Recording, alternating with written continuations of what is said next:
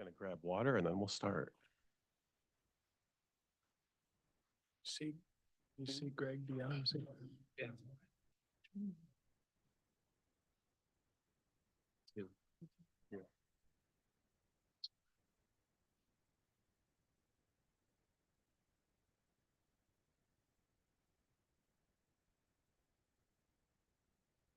Do that too.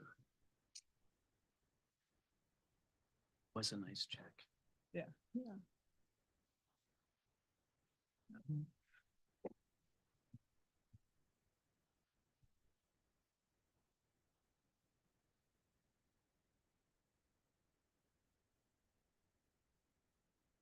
This wasn't gonna be here today. Oh, no, he's gonna be a few minutes late. He's coming. He's just gonna be a little late, I think. Yes. Okay, ready? All right, good morning. I'd like to call this meeting of the Ottawa County Board of Commissioners to order. I believe we have Pastor Wagonmaker here to get us started with the invocation. So Tyler, if you could get us started, that'd be great. Thank you. In the light of next week being Christmas, and to use an ancient Christian hymn that asks a lot of really important things of God, let's go to God in prayer, shall we? O come, Emmanuel, and ransom captive Israel that mourns in lonely exile here until the Son of God appear. O come, O wisdom from on high, who ordered all things mightily, to us the path of knowledge show, and teach us in its ways to go. O come, great Lord of might, who to thy tribes on Sinai's height in ancient times didst give the law in cloud and majesty and awe. O come, O branch of Jesse's stem, unto thine own and rescue them. From depths of hell thy people save, and give them victory o'er the grave. O come, O Key of David, come, and open wide our heavenly home. Make safe for us the heavenward road, and bar the way to death's abode. O come, O bright and morning star, and bring us comfort from afar. Dispel the shadows of the night, and turn our darkness into light. O come, O King of nations, bind in one the hearts of all mankind. Bid all our sad divisions cease. Be thyself our King of peace.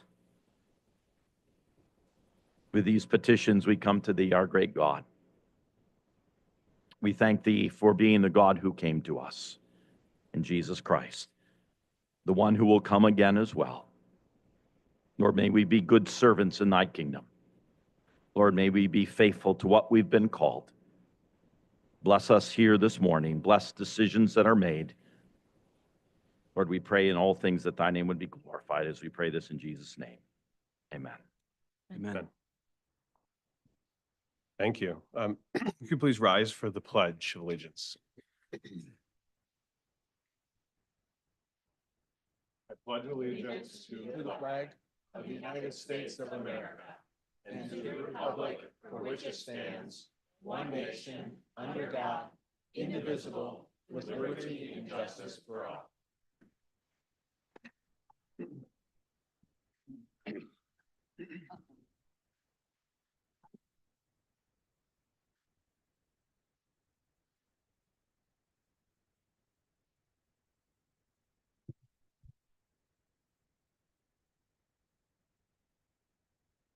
All right, will the clerk please call the roll?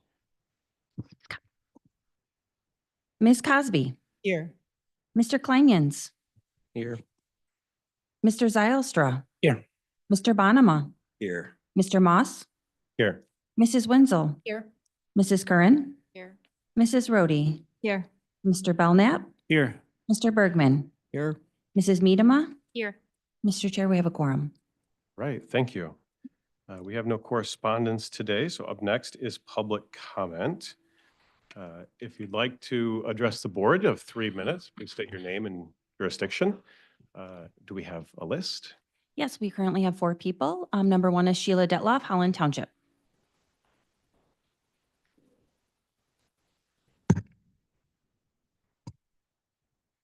Sheila Detloff, Holland Township.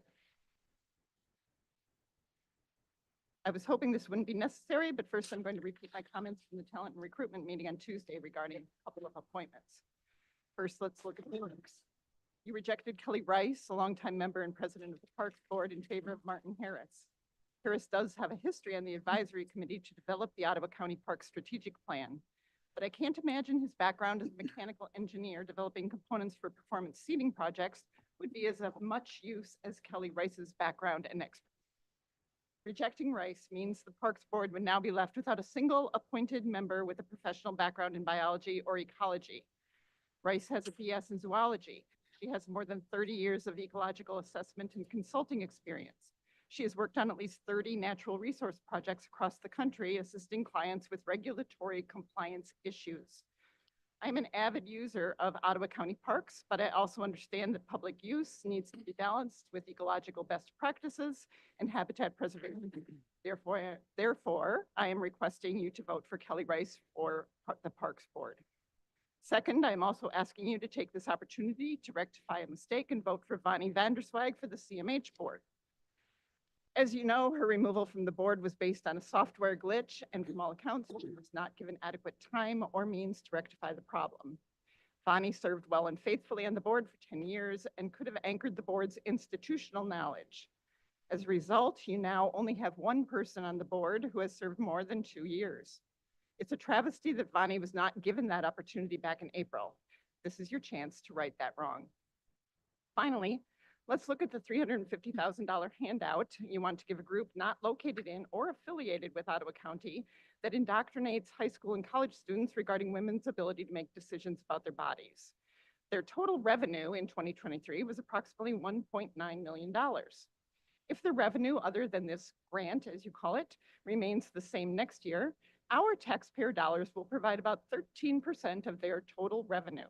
13% to serve just one county that has 3% of the state's total population. You're not getting a very good deal with our money. I also want to note that the person signing the resolution on behalf of the organization coincidentally has the same last name as the executive director of the organization. And by the way, you spelled his name wrong on the resolution. At least you're consistent. I also want to note that if you're going to require parental consent for things like dental screenings, I assume that you're going to build that into this particular contract as well, since this concerns high school students, that there will be parental consent, opt out, or perhaps opt in, and that you will look at having parents present in the room when anything is discussed regarding pregnancies. Thank you. Thank you. Number 2, Greg DeYoung, Allendale Township.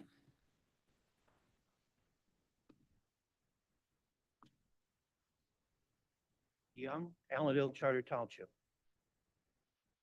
Commissioners, the election is behind us.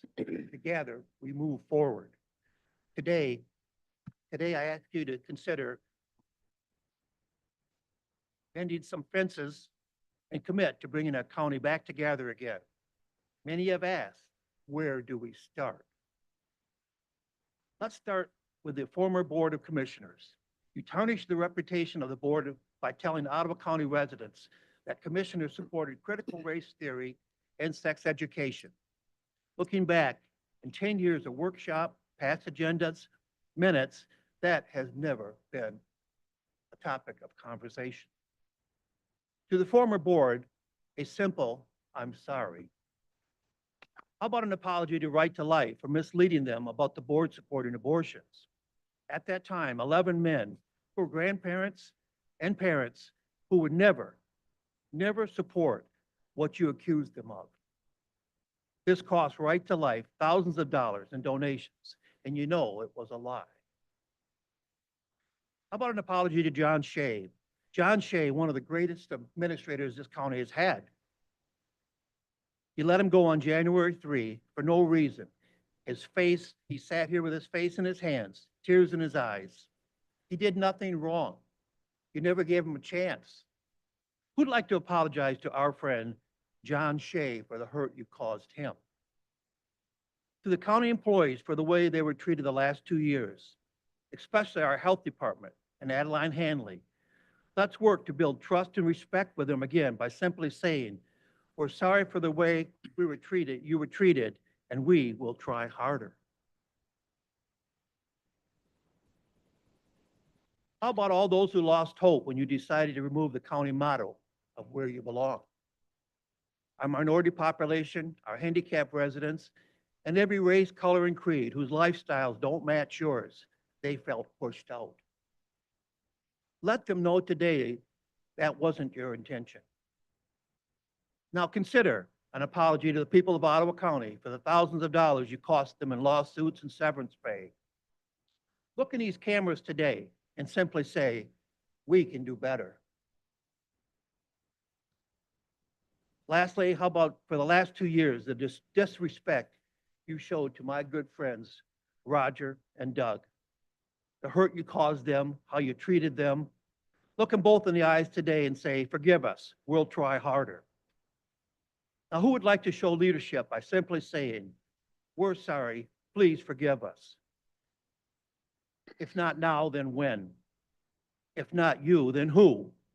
Show the residents of Ottawa County that unity starts today, and it starts with you. Thank you. Thank you. Number 3, Becky Patrick, Allendale Township. Good morning, Commissioners. Becky Patrick, Allendale. I'm here to make public comment on 2 items regarding the board and committee appointments on the consent resolutions. First, I'm concerned that the Board of Commissioners feels it's necessary to place editorial comments on the agenda regarding how or if applicants for these seats on these volunteer bodies responded during the interview process.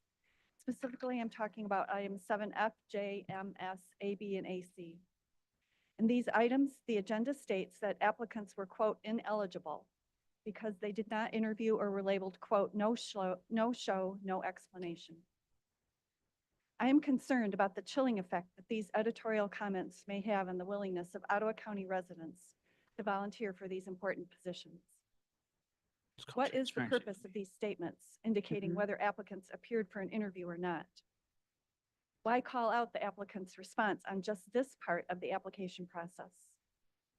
And even if someone did not respond to a request for an interview in a timely manner, how does it make that person ineligible, as you have called them?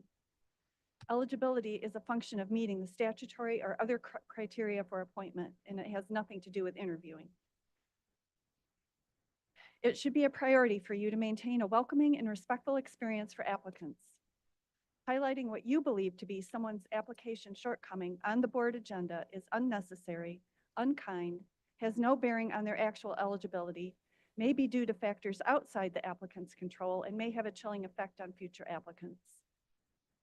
Secondly, I am concerned that the Talent and Recruitment Committee has not recommended Kelly Rice and Bonnie Vanderswag, 2 people with previous and respected service, to continue that service on the Parks Commission and the CMH Board, respectively. Again, this body owes it to those who volunteer their time and talents on the boards and commissions to respect their hard work, expertise, and good service by reappointing those who have served well. Kelly and Bonnie are 2 such individuals. I ask that you reappoint them to the Parks and Recreation Commission and the CMH Board for the good of Ottawa County and for the good of the talent and recruitment process. Thank you. Thank you. Number 4, Kelly Rice, Crockery Township.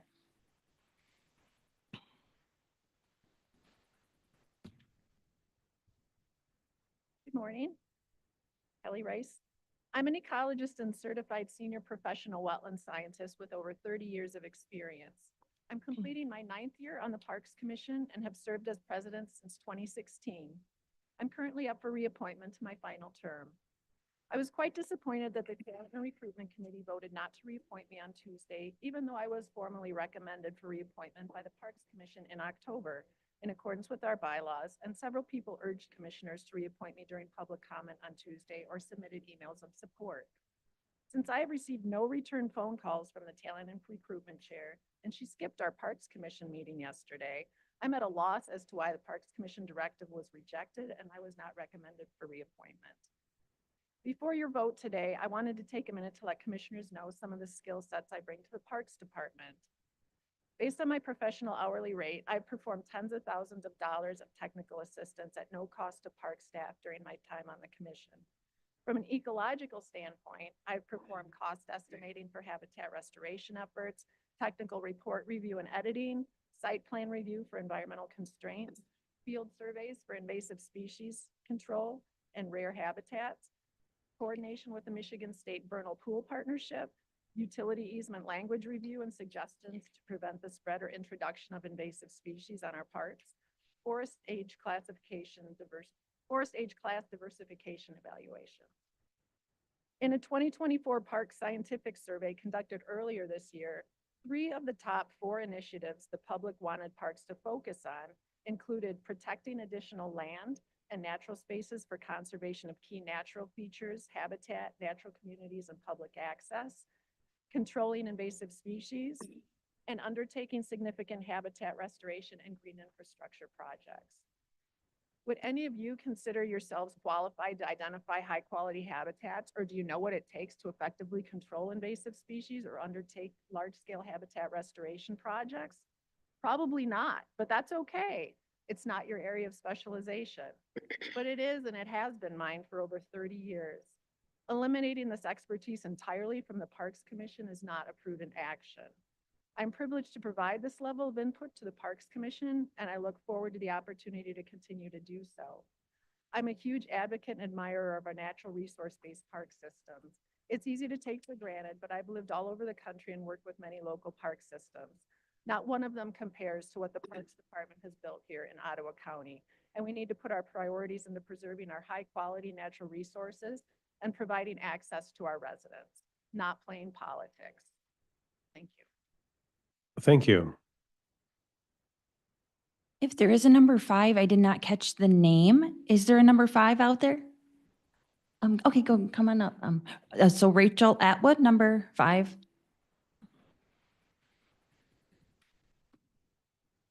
I'm here to support the board in your votes and the way you conducted yourselves without violating the Open Meetings Act.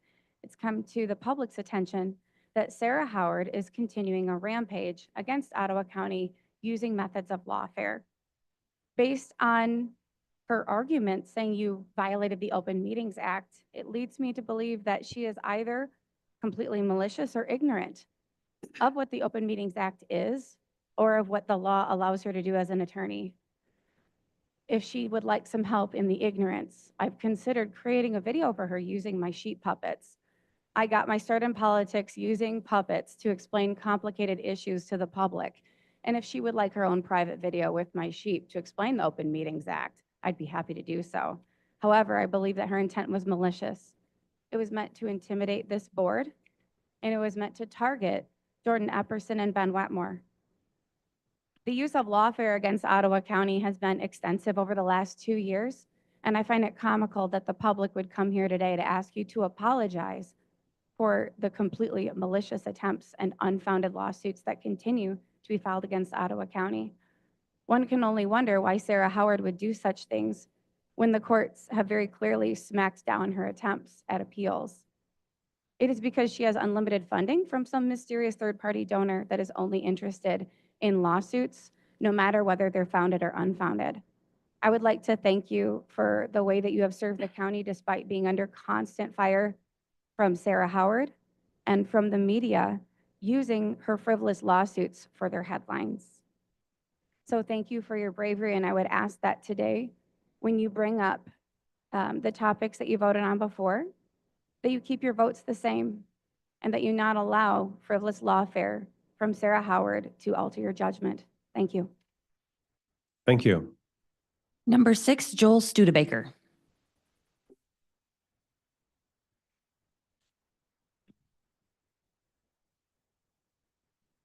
Good morning, Mr. Chair and Board. Boldness is the courage to act or speak fearlessly despite real or imagined dangers. And I want to thank the conservative majority on this board for the last 2 years. I want to thank you for your boldness. I want to thank you for acting and speaking fearlessly. I want to thank you for making the changes immediately that the people voted you in to make at the beginning of this 2-year term. I want to thank you for acting not just on behalf of the people of Ottawa, but on behalf of the values of righteousness, of truth, of the things that you are actually responsible before God, before man, to act on and to believe in and to represent. And I want to thank you for representing things like in Ephesians 12, where it says, in God we have boldness and access with confidence through our faith in him. And for we did not receive the spirit of slavery to fall back into fear, but we have received the spirit of adoption as sons, by whom we cry, Abba, Father. That's in Romans 8. These are things that you guys have exemplified over the last 2 years. And for that, I am thankful. You haven't just represented a letter by your name, representing or promoting a certain political party, but you've actually come here, taken action, you've led. You haven't done what previous boards have done, which is to allow the administrator and the legal team to run the county and just do what they say. You've actually led in the proper level of authority that you have, because you are the board. You are elected by we the people. And it is ultimately about we the people, as we are a constitutional republic, not a democracy. So I thank you. I thank you all for doing that. I thank you for, in your actions, recognizing that the wicked flee when no one pursues, but the righteous are bold as a lion.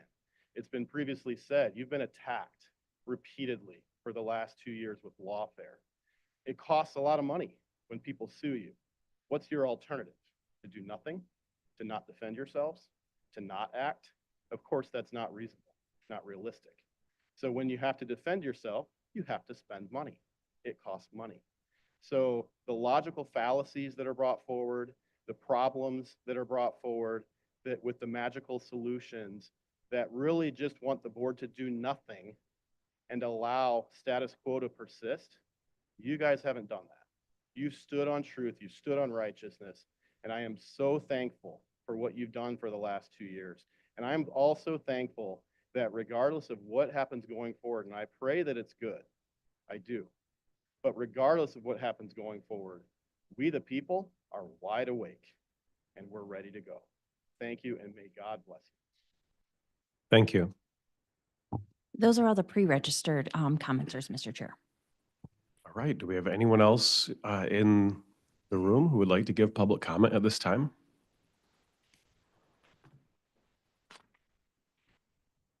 Welcome. Fred McClintock. I represent Holland Township. And I'm just going to summarize the whole thing with a word, why. Over 2 years now, I'm an independent voter. I have no political agenda. My only agenda is to appoint the right people, regardless of what political party, that can improve or maintain my county and my country. The resident is a recent local election that we saw, and I'm going to summarize why I'm an independent voter. We had 2 different parties of Republicans. One, I guess I would call extreme. The other, I would call traditional Republicans. Why is there that infighting between one party, and how am I supposed to select? Which for me was pretty easy to go away from their extremists. I don't agree with the views and the way things have been conducted. We all know how that resulted, so I guess the results there speak for themselves. Again, I voted for the few traditional Republicans, some which are now on the board or will be on the next board. I also voted for a few Democratic candidates that unfortunately, in my opinion, will not be on our next board of commissioners, and I think that's a shame. Why was the contract with Ottawa County ever drafted in the first place? The pages, are they just simply rhetoric to win the hearts of voters? And why do I and many of our citizens of Ottawa County feel that there's been very, very little transparency over the last 2 years? We have plenty of examples that 3 minutes isn't going to give me enough time to list. And why do I and so many other citizens believe that we have not been represented by what we would define as good governance? And we have, again, plenty of examples to support that. I don't have time to get into them in 3 minutes.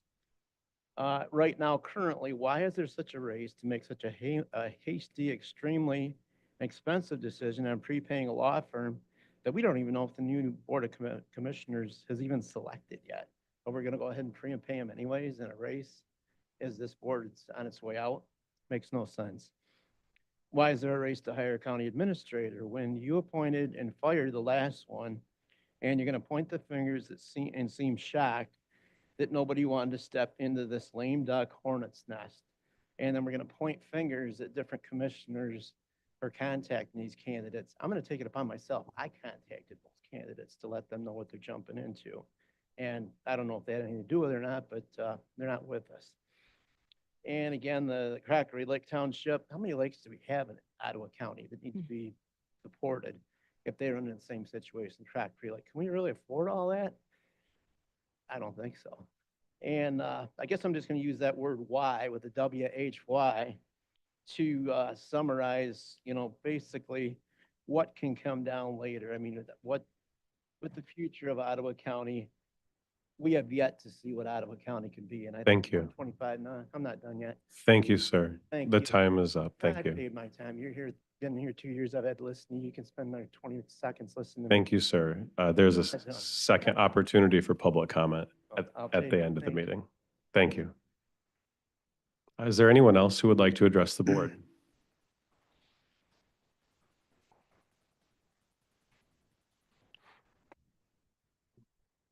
Robert Spring Lake, I simply want to underscore what other speakers have already said this morning and which I myself said at the Talent and Recruitment Committee meeting. I really urge this board to think hard about the loss of institutional knowledge and expertise about which we've heard again from Ms. Kelly Rice this morning. You will do great disservice to the boards and by extension to the residents of this county if you do not understand and apply sound principles about what it takes to have a really high functioning board that does what it's intended to do to the best of its ability. Please do cast a vote for both Bonnie Vanderswag for the CMH board and for Kelly Rice for Parks and Recreation. Thank you. Thank you. Is there anyone else who would like to address the board?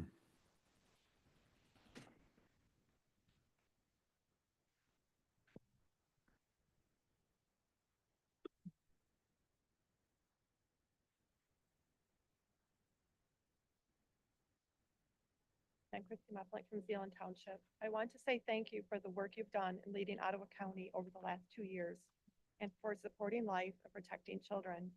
I'd like to point out the irony on the earlier call for parents being present in pro-life discussions, yet abortion and transgender services, not to mention regular medical care, set up to block parental rights. One thing we lack in this county is measures of success of goals of taxpayer-funded programs. I appreciate that the current Board of Commissioners have tried for 2 years to get data on programs. If you are spending taxpayer money, shouldn't every program show us if it's working? That's never happened in Ottawa County. The current commissioners were met with great pushback from Democrats and some department heads when it comes to measuring success of programs. Why is this? Why isn't this data mandatory? Why is this acceptable to taxpayers? Why isn't Howland Sentinel and Grand Haven Tribune reporting lack of data on success of taxpayer programs? Remember when people said the county was quiet and well-run? People simply had no idea what was happening prior to 2023. Status quo does not mean well-run. Ignorance does not mean well-run. Lawfare does not mean true issues. There are true issues in Ottawa County. I pray that people pay attention to issues such as the Medicaid funding that is being withheld by the state. Real issues that impact our most vulnerable citizens. I thank you for the work you've done over the last 2 years. I wish all the best to those of you who will no longer be part of the board in the future. And I thank those of you who will continue the fight going forward. And again, want to say thank you for leading with biblical values. Thank you. Is there anyone else who would like to address the board?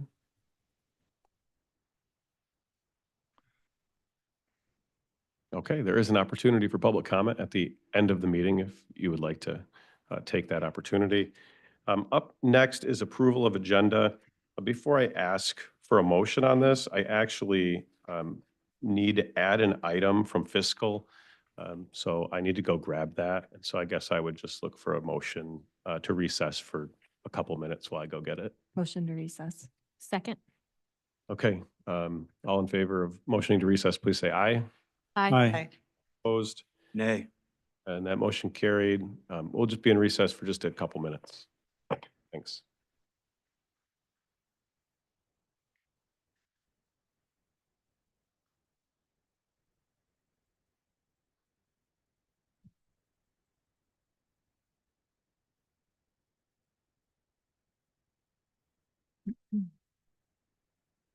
Good question. He's last second. I know, something just didn't. Don't do this. You put it on the next agenda. Don't do it mid-meeting. And usually means a half hour. Why don't we just add stuff to agendas? Why doesn't he just get up and say, I'll be right back? We don't need to go into recess. And we don't need to add things mid-meeting. This is, just put it on the next agenda.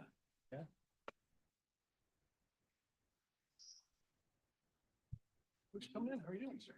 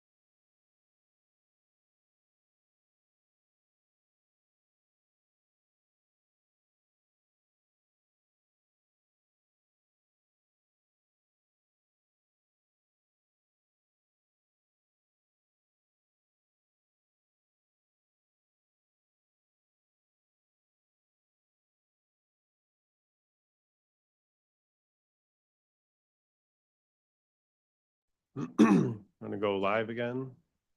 Thanks.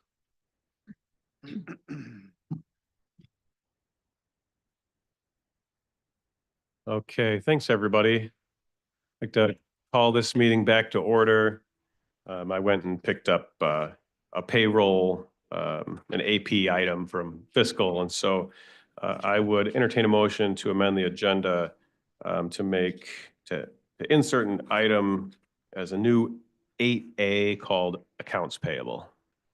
So moved. Support. Right. Any discussion on amending the agenda? We wait till we see the actual document before we discuss that. Yep, it is just approval to issue checks that have been approved by the board already and are just waiting on an AP. Yep. Is that the only document you have there? That's all it is, yeah. These checks include payouts to employees that are part of severance agreements? Only one. Yeah, one is Common Legal Group, one is Jordan Epperson. I'd like time to review these before we vote on this. I think they should wait till the next board meeting. This is just amending the agenda. We're not voting on the AP, the checks or anything like that. We're just voting to amend the agenda. I think Jacob is saying is that why put it on the agenda at all? And when it can wait. Well, it was requested to be added, and so I'm obliging the request, and we'll, look to have it added. I don't know why that's gonna happen a couple days ago, so. Well, we can certainly, discuss the merits of them when we get to them on the agenda. Yes, true. Yeah. Yep. So all in favor of amending the agenda, please say aye. Aye. All opposed, Nay. and that motion carried. Okay, so let's see, next up, we have, let's see. So that was just a motion to amend. I guess we need a motion to approve the agenda as amended. So moved. Second. All right, motion and support. All in favor of approving? I'd like some discussion, please. Go ahead, Commissioner Bonema. This has been difficult to watch over the last 2 years when these agendas come out like this, and the packet in this case is over 500 pages. It's 514 pages. You released it to us for oversight for the first time at end of business yesterday. To review this much content, which includes significant financial expenditures and complicated legal decisions, I think is unethical and is improper. And I protest this way of doing business. How we conduct ourselves as commissioners matters. How we conduct the people's business matters. And it oftentimes, as we've learned over the last 2 years, overshadows what it is we hope to accomplish as commissioners. When we don't conduct ourselves with transparency and process, it's noticed by the community. It breaks trust. So again, I would ask that we not make last-minute decisions like this and add them to the agenda, that it can wait, and that we not release 500-page packets the night before you're asking commissioners to vote on it. I think it's unreasonable to do so, and I think we need to make a change with a new board coming in to not doing this anymore. So I want a formal protest on record that this is not how I approve of our business being conducted in Ottawa County. Commissioner Brody. I would just note that, many pages were part of the talent and recruitment, coming from the talent and recruitment committee, which Commissioner Bonema sits on.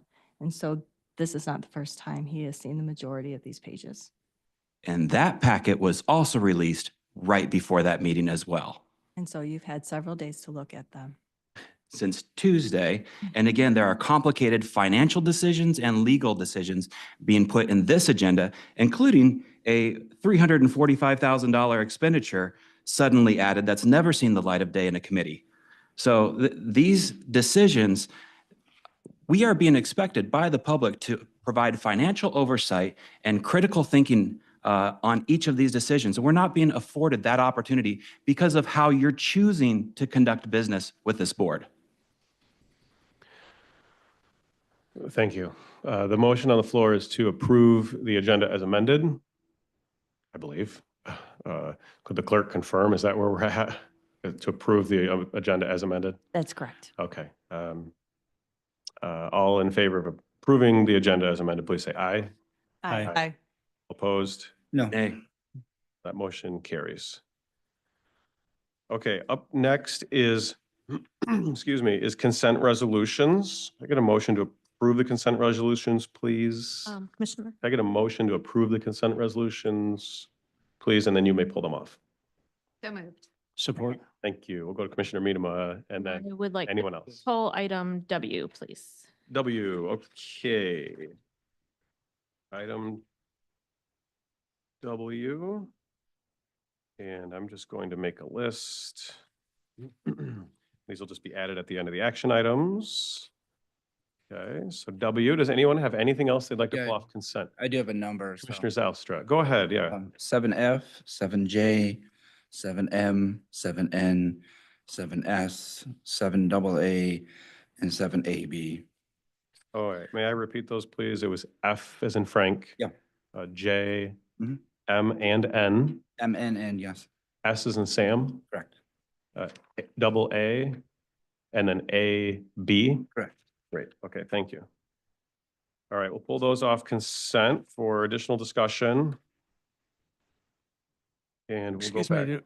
was E on that list also? No, would you like to add it? I'd like to add E. We'll add E. All right. Anything else? Can take a minute if you'd like to go through it. Just double check. Double A at the end. Yep, double A is on there. Yeah. And is there anything else?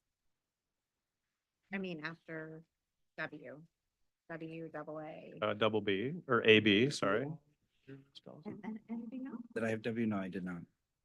I would like to add W Oh, also. sorry, Allison. W is on You there. have Yep. to- Okay, W is, Commissioner Miedema did that, right? Yes, she did. Yes. Okay. all right. Yep. And Commissioner Bergman, you were E. Yes, I think so. Thank you. Okay. Yes. I'm just going to try to make sure to go back to each person who pulled them off first. Okay. Would the clerk like me to reiterate which ones are pulled off? Just I think I got it. okay, great. Okay, then, we have a motion, to approve consent, minus those items. Hold on just a minute. Yes, P, I missed that one. P, got it. P. With P as well. All right. Anything else? All right, looking forward to the discussion. Could we just go to the clerk for a vote on the consent? Mr. Belknap, Yes. Mrs. Curran, Yes. Ms. Cosby, Yes. Mr. Bonema, Yes. Mrs. Rhodey, Yes. Mr. Zylstra, Yes. Mrs. Wenzel, Yes. Mrs. Miedema, Yes. Mr. Kleinjans, Yes. Mr. Bergman, Yes. Mr. Moss. Motion passes. Great, thank you. Welcome. Yes, there are quite a few items on this agenda as one of the final, jobs of talent and recruitment is to go through and do appointments for boards and commissions and committees and things like that for next year. So this is how it's handled every year, and there's usually a pretty large number.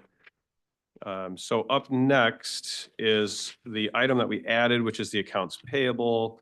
The suggested motion is just to approve the general claims in the amount of $324,408 as presented by the summary report for December 19.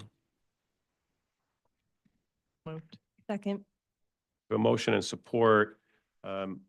These 2 pages just come from fiscal, and this is the same thing that we approve on all of the other meetings. This one specifically just lists the disbursements for Common Legal Group's contract and the separation and release agreement check for Mr. Epperson. The treasurer had asked that fiscal have an actual AP approved by the board. And so that's why it was brought forward. Commissioner Miedema. Can I just ask that you would send that around a minute so everyone Yep. can just see it? Absolutely.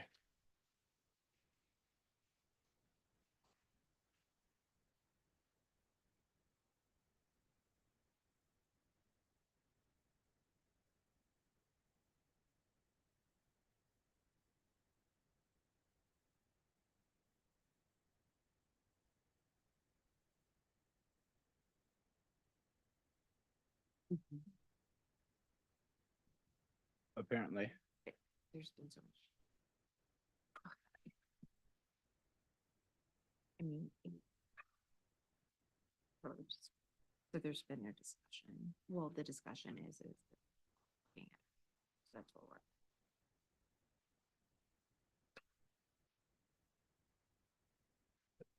And B would be the separation agreement before we approve the separation. agreement. Mr. Chair, just a question, and I apologize, I didn't catch it. We're on 8A or This is the new 8A. This is accounts everything payable. else gets shuffled down? Yeah, Okay. yes. I think. you're right about And to follow up, Mr. Chair, if this is 8A and the approval of the actual separation and release agreement with Jordan Epperson is now 8B, aren't we approving this payout before we've even had the opportunity to discuss 8B? No, if you remember, the check or the contract was already approved. And the check's actually already prepared. It needs to be picked up. Fiscal wanted to have the actual AP detail in the agenda before it's picked up. I guess what maybe Commissioner Bond was saying is that 8B is not even approved yet formally. Because it's on our agenda to be voted on, to be approved. So it is, how it was conducted previously was deemed to be improper. You That's- notified us of that. That's I have an email from you that said we have to re-vote on that because it was done incorrectly. So that's why it's on our agenda today. That's not true. That's My email is absolutely- not true from you? What you're stating is false. Then why is it on our agenda today? What was wrong with the prior one that requires it to be on today's agenda? Well, there was nothing wrong with the prior vote on severance or separation agreements. But as everyone knows, we went into closed session last week at the request of 2 employees to discuss their dismissal. And our decision that we made in the public meeting has been challenged. It's not invalid. It was just challenged. And so out of an abundance of caution, these items on the agenda are just reenacting, the approval of the agreements. And that's, what MCL affords. Mr. Chair, out of that same abundance of caution, can't we just move this to 8G? No, Okay. makes no difference. And to be clear, we emerged out of closed session and voted on financial decisions without disclosing the results of those actual financial decisions to the public, which is why that's taking place now. That's what's going on here. We learned that with the Adeline Hambley situation, that we have to tell the people how we're spending their money, which you did not do with Hambley's $4 million situation. And that came out later. So with this, it's the same situation. You are putting this on the agenda to be discussed because you have to, because it hasn't been approved appropriately. Well, that's not true, but you can think that. Yep. Okay, did that page make its way around? I guess this is not, we don't get our own pages? I'm sorry. To share the same page? Fiscal gave me one Can copy. can we make a copy so at least we can have one in front of us? Absolutely. Would you like to I mean, take a we can- recess? In the meantime, we can. Motion to just recess. 8G. Second. All right, all in favor of a short recess, make copies, please say aye. Aye. Aye. All opposed? Thank you.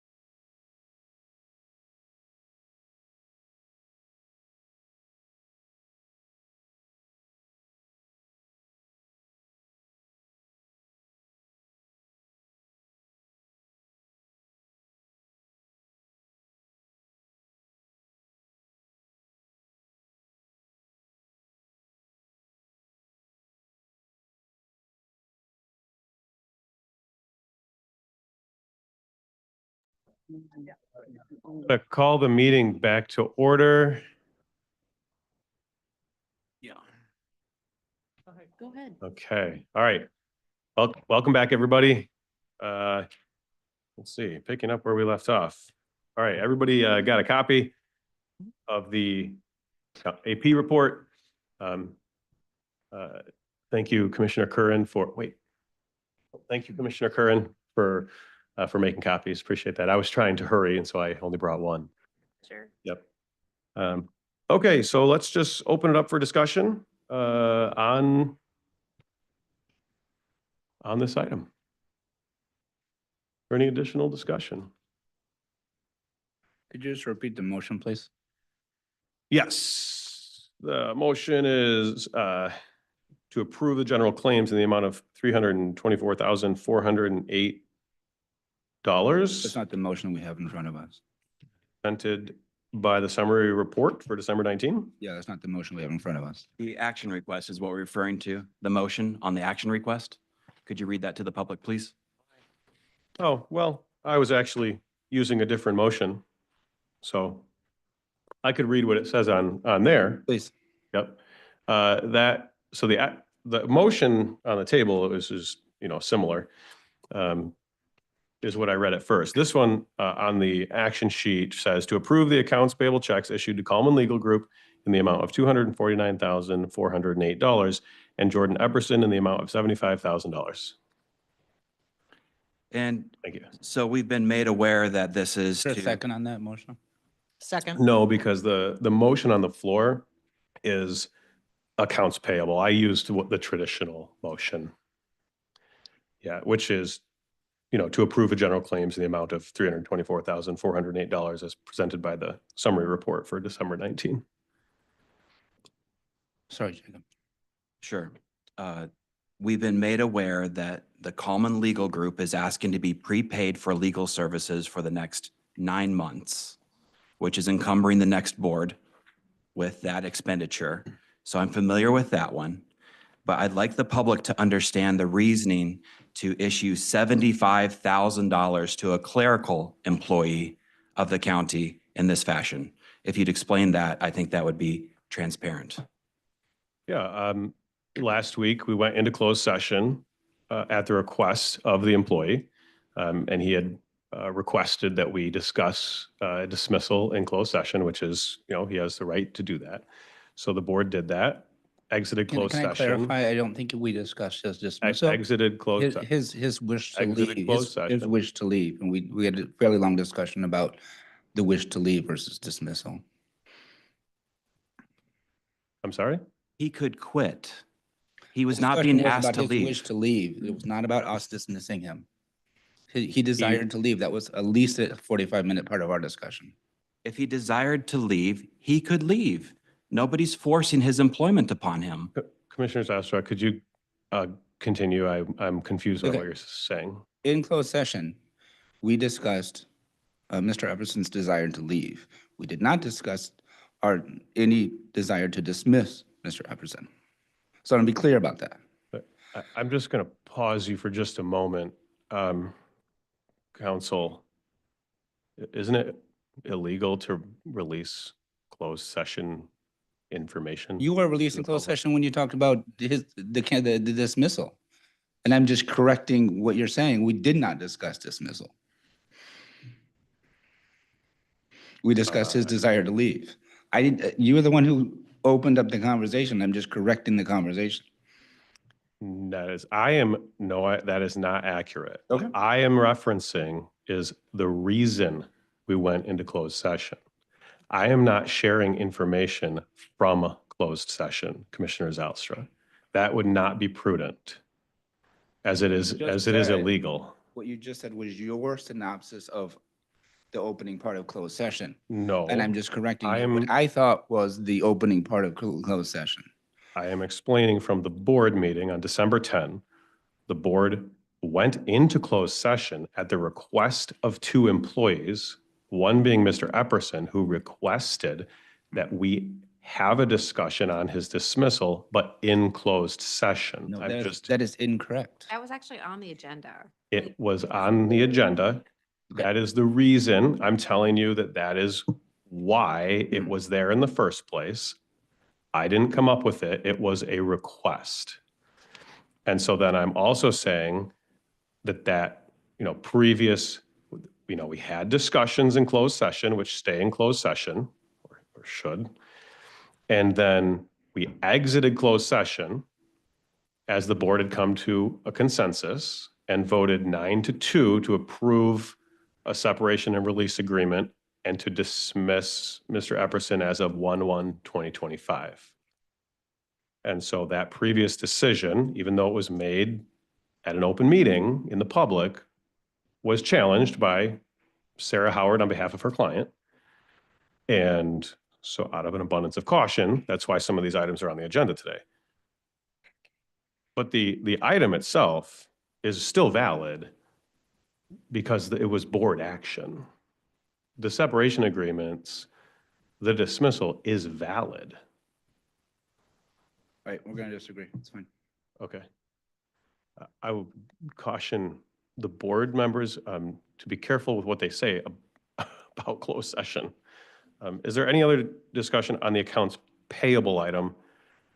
I expect there might be some more on some of the agreements, but Yes, Commissioner Bonaway. I conferred with our finance director during this break, and we do believe that this is out of order, that we should first discuss 8B before this would be voted on.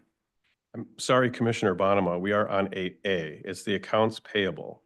And as both items in this AP summary have been already approved by this body, it is appropriate to approve this. And that is my recommendation to the board.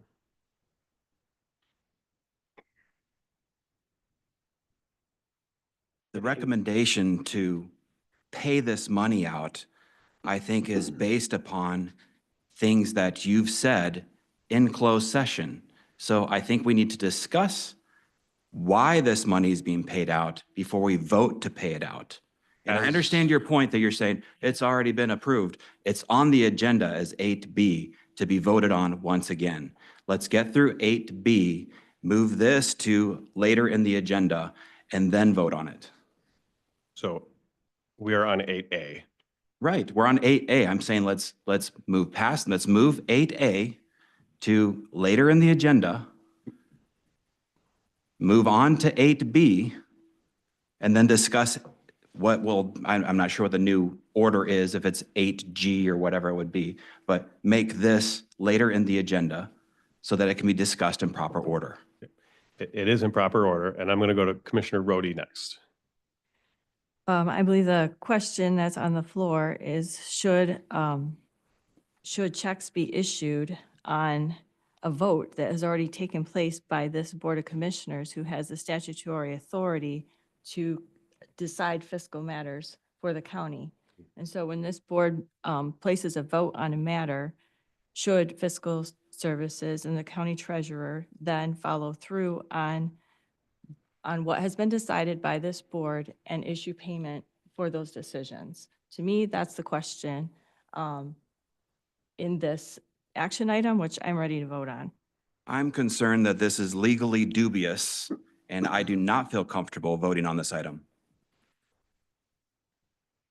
All Call right, the question. I would look to go to the clerk for a vote on this then.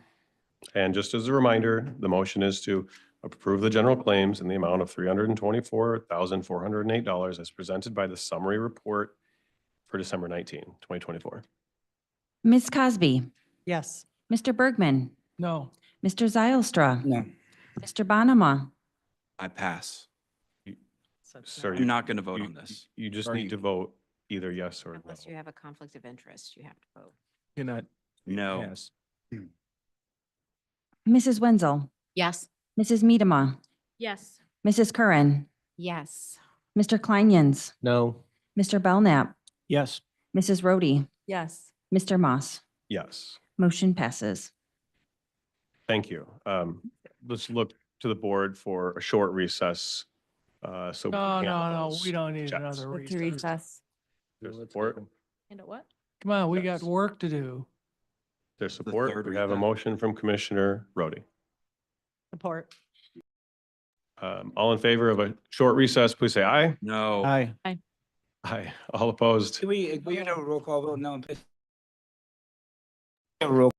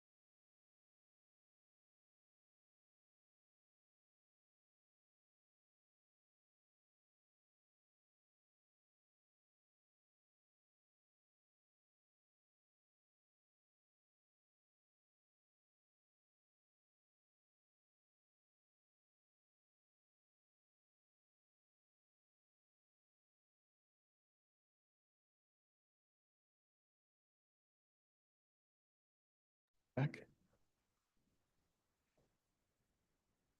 Okay, all right. Thank you. Welcome back. Oh, one moment.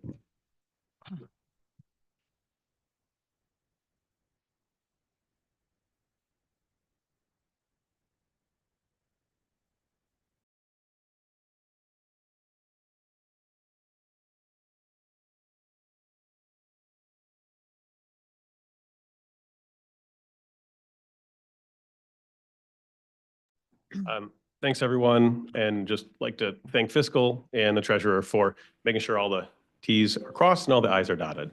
Appreciate that. Next up is the approval of separation and release agreement with Jordan Eberson pursuant to MCL 15-270(5).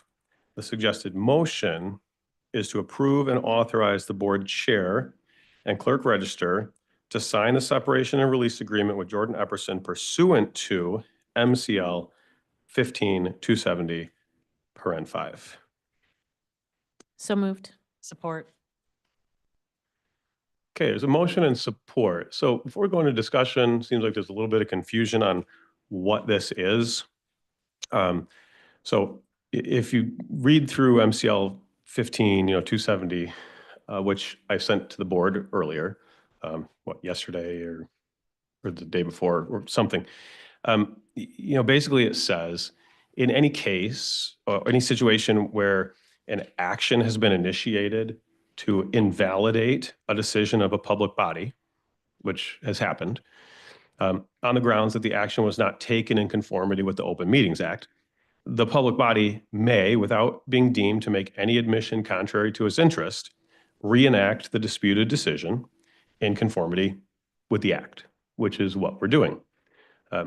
The original, decision made by the board at a public meeting was valid, but since a lawsuit was filed, the appropriate thing to do is to just reenact the decision. And so that's why these items are on here. And as I explained earlier and via email, that's why they're there. So I'd like to open it up for discussion on this item. It is fairly clear. So if there's no discussion, No, I have a question. Commissioner Bonaway. Are we forced to vote the same way? That's a good question. I do not know the answer to that. My understanding is no. I mean, this is a brand new item. I mean, it's a reset. My understanding is that it is, in a reenactment of the item. Yeah, Well, reenactment in the sense of we're taking up the same item, but it is a reset. right. That's my understanding. It is a reset, if I can interject. It is a Please do. reenactment, but you can still vote anyway. Yeah, I guess the reenactment, reset for me are two different things. So if we're going to stick with the reset, let's stick with the reset. Yeah, they use the word reenactment in the law. Yeah. I understand that, but I mean, for practical purposes, this is a reset. Mhm. So I guess my request in this situation is that when we took the original vote, it was requested that we be allowed to hear from our HR attorney that had looked into this issue. And that request by a fellow commissioner was denied. It was also requested that we be allowed to hear from HR because this is an HR issue. And this Sir. also, let me just finish and No, then you actually, can. Commissioner Bonham, could I please stop you? It was also just for a denied. moment, please. I would like the opportunity now to Commissioner hear from legal counsel Commissioner Bonham. because legal counsel is here to allow us to make informed decisions. I would like to go to legal for a moment. Corporate counsel, could you please speak to the commissioners related to their conduct in divulging closed session? Yeah, I think everybody is aware that when you are in a closed session, you can't divulge information that was discussed in a closed session. So that's pretty I clear. think that refers specifically to the minutes, right? No, it goes Referring to beyond the anything minutes. that was discussed in a closed session. Difference of opinion. I would like us to discuss today the opportunity for all commissioners to hear directly from our HR attorney, Nate Wolf. That would be the request, because in order to make an informed decision today I think we should be afforded the opportunity to speak to our attorney to hear directly from him first. I would also add that that probably would be attorney-client privilege. And we could go into closed session to hear directly from him. But I think it would be important for us to make an informed decision to hear from legal counsel. It's my understanding that the board has been afforded a significant amount of time to make an informed decision, and that there were discussions, a lot of discussion on this in closed session. So because there has been a time since we first discussed this topic, he has been contacted by multiple commissioners. I don't know if all commissioners have contacted him, but his version varies significantly from what you represented to us. That's why I think it's important that we hear directly from him. So I have Commissioner Costa. concern about closed session because repeatedly what we say in closed session becomes revealed. And so I'm not really certain there's any advantage to doing that. I think there's an actual disadvantage to Jordan Epperson. And I would move that we don't go to closed session. The premise by which we were told to make this decision upon, I think, is false. So I want you to have the opportunity to hear directly from the attorney himself on whether you agree with that. I said that you know personal protected information of Jordan Epperson. No, That's no, concerning. I'm saying you should be allowed the opportunity, as should I, to hear directly from counsel on this topic before we're asked to vote on it. You should not know this information. So I'm going to recommend that we go ahead and go to a vote on this item, considering everything that the board already has had discussion on. And this is If I could, council. before you Please. move forward, I just want to reiterate, this is a reenactment. Right. And that there is no basis to go into a closed session Right. that I can Well, see. this is $75,000 being expended of the people's money to a clerical employee based upon claims that I think need to be validated. And I don't believe that process has taken place. Again, how we conduct business matters. The way we conduct business can overshadow what we hope to accomplish. This, again, this is a failed process that needs to take place to cure it. And we need to hear from our legal counsel. Commissioner Miedema. I think Commissioner Bonema had voted against this one previously. I don't think we're gonna get any further on this one. I'm gonna, Yeah. looking at the rest of my board members, if I would I'd like to make call a the motion. question. I would like to make a motion. Yes, let's hear your motion. My motion is that we vote to hear from Nate Wolf, our HR attorney. I'll second that. We have a motion to hear from Nate Wolf, our HR attorney. Now are you motioning to go to closed session? I'm motioning, however, the proper way that we can hear from him. If it's in closed session, maybe that's not afforded to us. But one way or another, in order for us to carry out our fiduciary responsibility to the people of Ottawa County, we need to hear legal's side of this story, because I am under the impression right now that what you've presented to us is not accurate, and I want to validate that first. And I think we should all do that. That's the right thing to do. Joe, Sure. Yes, Commissioner Wenzel. is that not attorney-client privilege? We are the client. You know what? I'm asking. Yes, I Can do we ask think Mr. Coleman? there are issues there. And I mean, Mr. Jordan, sorry. As I already stated, there is attorney-client privilege being discussed in open it's open not. record, and I'm feeling very uncomfortable about that. Due to that fact, I am going to just simply recommend that board members vote no on Commissioner Bonema's motion. He has already voted no on this in the open meeting anyway. He's simply continuing to create chaos and grandstand. So I object to that kind of conjecture. I hear your objection. Your objection is heard. I am asking to hear from legal counsel. You have That is not apparently- grandstanding or creating chaos. Sir, you've apparently already heard from legal counsel. So I don't believe the Commissioner full Curran. board has. we, Mr. Bonham or Commissioner Bonham makes this motion, wouldn't we need to go and would you need to add to your motion in closed session? Because we couldn't hear from, we couldn't hear from the attorney here. We would need to go into, so I think you would need to amend your motion and add in closed session. I'm happy to amend. Closed session, correct? It's still attorney. So let me pause everybody. There, to my knowledge, there is no available reason to go into closed session according to the OMA right now. We are reenacting a decision the board already made that you already voted no on. We went into closed session to make this decision. No, Reenacting. we did not.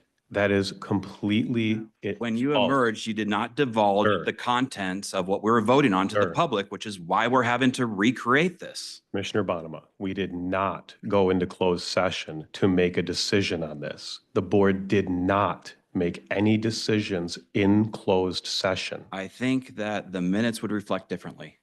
The board came. Mr. Chair, question. Commissioner Belknap. This vote is a reenactment or a reset of a vote that took place before. Yeah.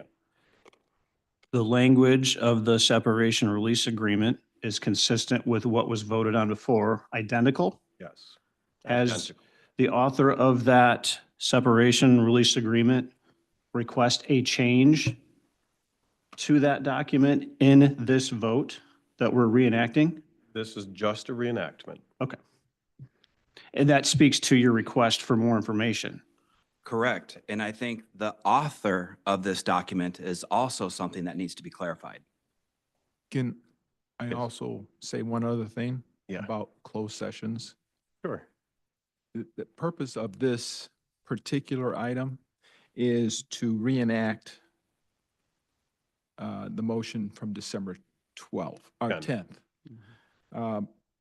The original closed session had to do with Mr. Epperson, and it was by his request. That with request is not on the table at the present time. Right. So to go in closed session would not. be Okay, so proper. by mechanism, would it be possible that we could take a break to go and hear from our attorney on this? Because the board wishes to hear from their attorney. We are the client. No, we may not. And why are we not able to hear from our attorney on an HR matter, an HR attorney on an HR matter? We are in an open meeting considering an item to reenact a decision. But we That is could the reason. recess to hear from. No, we may Question on the not, amendment. we may not recess to go into a closed session. I'm not saying a closed session. I'm saying we can recess, just like we speak to our counsel throughout the week. We could recess to do that now. No, I'm going to go to the clerk for a vote on this for roll call. And please Can we- vote how can you wish. Mr. Please Moss? remind us what the motion is. Yes, I will. I don't think the motion was seconded. Yes, I second it, it yeah. was. Okay, I'm sorry. Yeah. So the current motion is it to speak to, could you please repeat the current motion? To hear the assessment from our HR attorney, Nate Wolf. I believe the full board needs to hear from our HR attorney. Okay, so that is the motion on the floor. Can we please go to the clerk for a vote on that? Mr. Bonema, Yes. Mr. Kleinens, Yes. Mr. Bergman, Yes. Mrs. Medema, No. Mrs. Wenzel, No. Ms. Cosby, No. Mrs. Rhodey, No. Mrs. Curran, Yes. Mr. Zylstra, Yes. Mr. Belknap, No. Mr. Moss, No. motion fails. Okay, we are Not transparent. on the main motion. Mr. Chairman, I'd like to make a motion. All right, let me repeat the current motion, then we'll go to you for a motion. All right, good. Current motion is to approve and authorize the board chair and clerk register to sign the separation and release agreement with Jordan Epperson pursuant to MCL 15-270(5). Commissioner Bergman. Yes, I would like to make a motion, and the first whereas, I would like to change the termination date as opposed to as of January 1st, as of the day the check is written. So if that check is written today, I would like to see that termination date today. Commissioner Bergman, could I please ask you to make that motion when we get to the amendment? This is only a reenactment. Okay, all right. I will make that motion when we get to the amendment. Thank you. I'll go to you on that one. All right. Okay, we're back to the main motion, which I will clarify. As written is to approve and authorize the board chair and clerk register to sign the separation and release agreement with Jordan Epperson pursuant to MCL 15-270(5). This was moved by Commissioner Medema and supported by Commissioner Cosby. Is that correct? I will ask the clerk. That is correct. Motion by Ms. Medema, supported by Ms. Cosby, yes. Thank you. You're welcome. All right, so this is only the reenactment. Would still ask that you vote, how you wish. This is the reenactment, not any amendments or changes. This is the exact same language the board already approved in a 9-2 vote. Commissioner Kleinens. Yes, I just, by way of remaining transparent, all of this conversation aside, and I realize it is a reenactment, I will be changing my vote to no as substantive. The reason behind my vote is not part of this reenactment. Thank you. Okay, could we please go to the clerk on the main motion? Mr. Belknap, Yes. Mrs. Curran, Yes. Mrs. Medema, Yes. Mrs. Wenzel, Yes. Ms. Cosby, Yes. Mr. Zylstra, No. Mr. Bergman, No. Mr. Bonema, No. Mrs. Rhodey, Yes. Mr. Kleinens, No. Mr. Moss. Yes, Motion passes. thank you. Mhm. Next up is the approval of the separation and release agreement with Benjamin R. Wetmore pursuant to MCL 15-270(5). I will read the motion. The suggested motion is to approve and authorize the board chair and clerk register to sign the separation and release agreement with Benjamin Wetmore pursuant to MCL 15-270(5). Is there a motion? So moved. Support. Motion and support. Again, just to reiterate, this is simply a reenactment when an item has been challenged, even when it is done correctly and validly at an open meeting. The board may, without being deemed to make any admission contrary to its interest, reenact the disputed decision. So the language in this is exactly the same as before. Is there any additional discussion on this one? Commissioner Berg? Yes, I want to change that. Whereas. So this one's only the reenactment. The amendment would be a two down, or the next two. Okay. Yeah, All right, we'll wait. okay. I'm going to change it, But we'll come back to you. whatever. We'll come back to you, though. Okay, if there's nothing additional, I have something. Commissioner Bonema. Yeah, I was a no on this one as well. I wanted on the record that I was for some amount of severance for the administrator. However, this is a gross overstep. This is not conservative. This is not what Republicans do. To take 12 months of severance for only working barely over a year for the county, I hope you're ashamed of yourself, because this is gross. And there were other offers, and this is where we landed. It's gross. Sounds like another open meetings act, Violation. closed session. Yeah, we should probably, if there's nothing else, we should go to the clerk for a vote. And just as a reminder, this is simply the reenactment pursuant to MCL 15-270(5). Mr. Bergman, No. Mr. Zylstra, No. Mr. Belknap, Yes. Ms. Cosby, Yes. Mrs. Curran, No. Mr. Kleinens, No. Mrs. Rhodey, Yes. Mrs. Medema, Yes. Mr. Bonema, No. Mrs. Wenzel, Yes. Mr. Moss. Yes, Motion passes. thank you.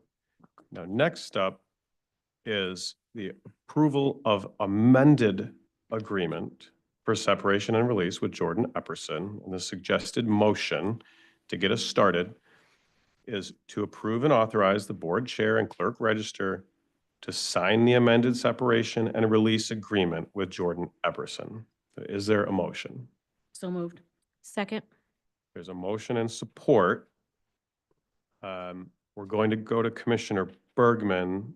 Oh, good. As you know, online is a little different than on my sheet, so, therefore, I got a little confused where we were. Yep, no problem. However, I think you have my motion in front of you already, or you have the gist of it. I wanted to show whereas of today, that if that check is cut today, I would like him to pack up and leave today. So the motion from Commissioner Bergman is to change the first whereas to include today's date, not January 1 of 2025. Correct. Is there support? I'll support that if I would have a question right afterward then. So there is support from Commissioner Zylstra. Commissioner Bergman, do you have anything additional, or can I go to Commissioner Zylstra? No, I think I just feel as though anytime you come up with an agreement like this, normally people pack up, just like you asked John Shea to leave that fateful day a couple of years ago. And I think we need to abide by that as well. Thank you. Commissioner Zylstra? So yeah, I guess my question centers on 4C. Is it on the motion at hand, which is? Yes, it is definitely on the Okay, motion. thank you. My question goes to 4C, where it talks about the severance payments being made 4 days following the full execution of the agreement or by December 23rd. Why those days? I mean, is there something special about the 4 days or something special about the 23rd? Okay, then, yeah, then I did support his motion. And, you know, maybe not adjust the motion, but just the idea that if we're gonna do a severance agreement,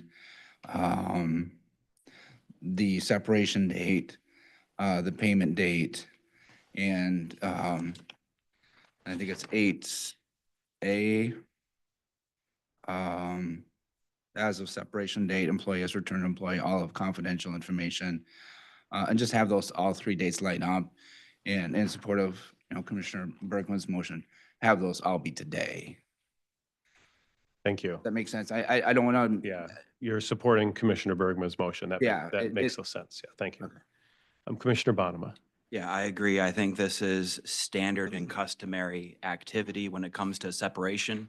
When the employee has agreed to separate and has been compensated for that, to continue to allow that employee who has come to that stage to continue to have access to the full building and all of the sensitive information inside it is inappropriate. And I think puts our staff in a very uncomfortable and improper position. So I think that this makes a lot of sense, that if you are separating, that you go ahead and separate. Thank you, Commissioner Bonema. Commissioner Cosby. Just in my professional experience, I've given 2 weeks' notice, I've given a month's notice and continued to have access. And, you know, so I just find it interesting that we're going to shut down kind of the work for the end of the year. Because even as you discussed today about how complex these packets are, putting those together, that's some of the work that Jordan does, for instance. So, you know, the assumption is that we can go ahead and operate without. This And is our last meeting, though, just a question, right? This is our last board meeting? So we would require the I services. really hope so. And Jordan has not always made our packets, you know, even of recent, we've had staff handle the packets. So I think we can make do. Well, I know that I'm chair of 2 committees. In both of those committees, I work exclusively with Jordan. Sometimes when he's off, you know, somebody else might step in. When he's serving his country, actually, somebody else might. Is this step our in. last meeting of the year? I hope so. That's what it shows on the calendar. I hope so. I'm going to, So Chair, what- is this so our then- last meeting of the year? this is Either currently our way. last scheduled meeting. That is Again, absolutely. and I didn't Are there, interrupt. are I there didn't plans for interrupt any you. unscheduled meetings? No, there's not. Commissioner Miedema next. I would just say I am personally thankful for Jordan's willingness to stay through the first. I think it allows for the transition to be a little bit more peaceful as one board is going out and another board's coming in. I can remember coming in a couple years ago and appreciating some people here that were able to help and it having the administrator as well as the administrative assistant stepping into that role. So I'm personally for continuing as the agreement is stated. Yeah, I'd like to echo that. I'm going to vote no on this current amended motion. And I would like to say I've had a very good working relationship with Mr. Epperson. And I would highlight one item that he's worked on even recently was some onboarding information for new board members. And I really appreciate the work he put into that. And I believe has already sent out to all the incoming board members. And trying to make the transition between one board and a new board, even though there'll be a lot of the same members next year, there will be new members. And one of the things that he really cares about is trying to make that transition smooth. He's told me that himself. And so I appreciate that. Mr. Chair, has Mr. Epperson threatened litigation against the county? I'm not quite done yet. So I really appreciate that he has, Relevant. I really It appreciate. is, if we're, separation day is relevant, is threatening litigation. Sure. I'd like to Please- know. Please let me finish. Thank you. So I would really like to just commend him for the extra work he's put in and reaching out to commissioners or in commissioners-elect and going the extra mile. He also created a process flow map to help us with building our agendas. And we worked with Shannon and If then he also is- Stephanie as well. May I be recognized? Yes, go ahead. If this employee, this clerical employee is threatening litigation, and I'm asking that question, is he, then that creates a very difficult situation for other employees in the building.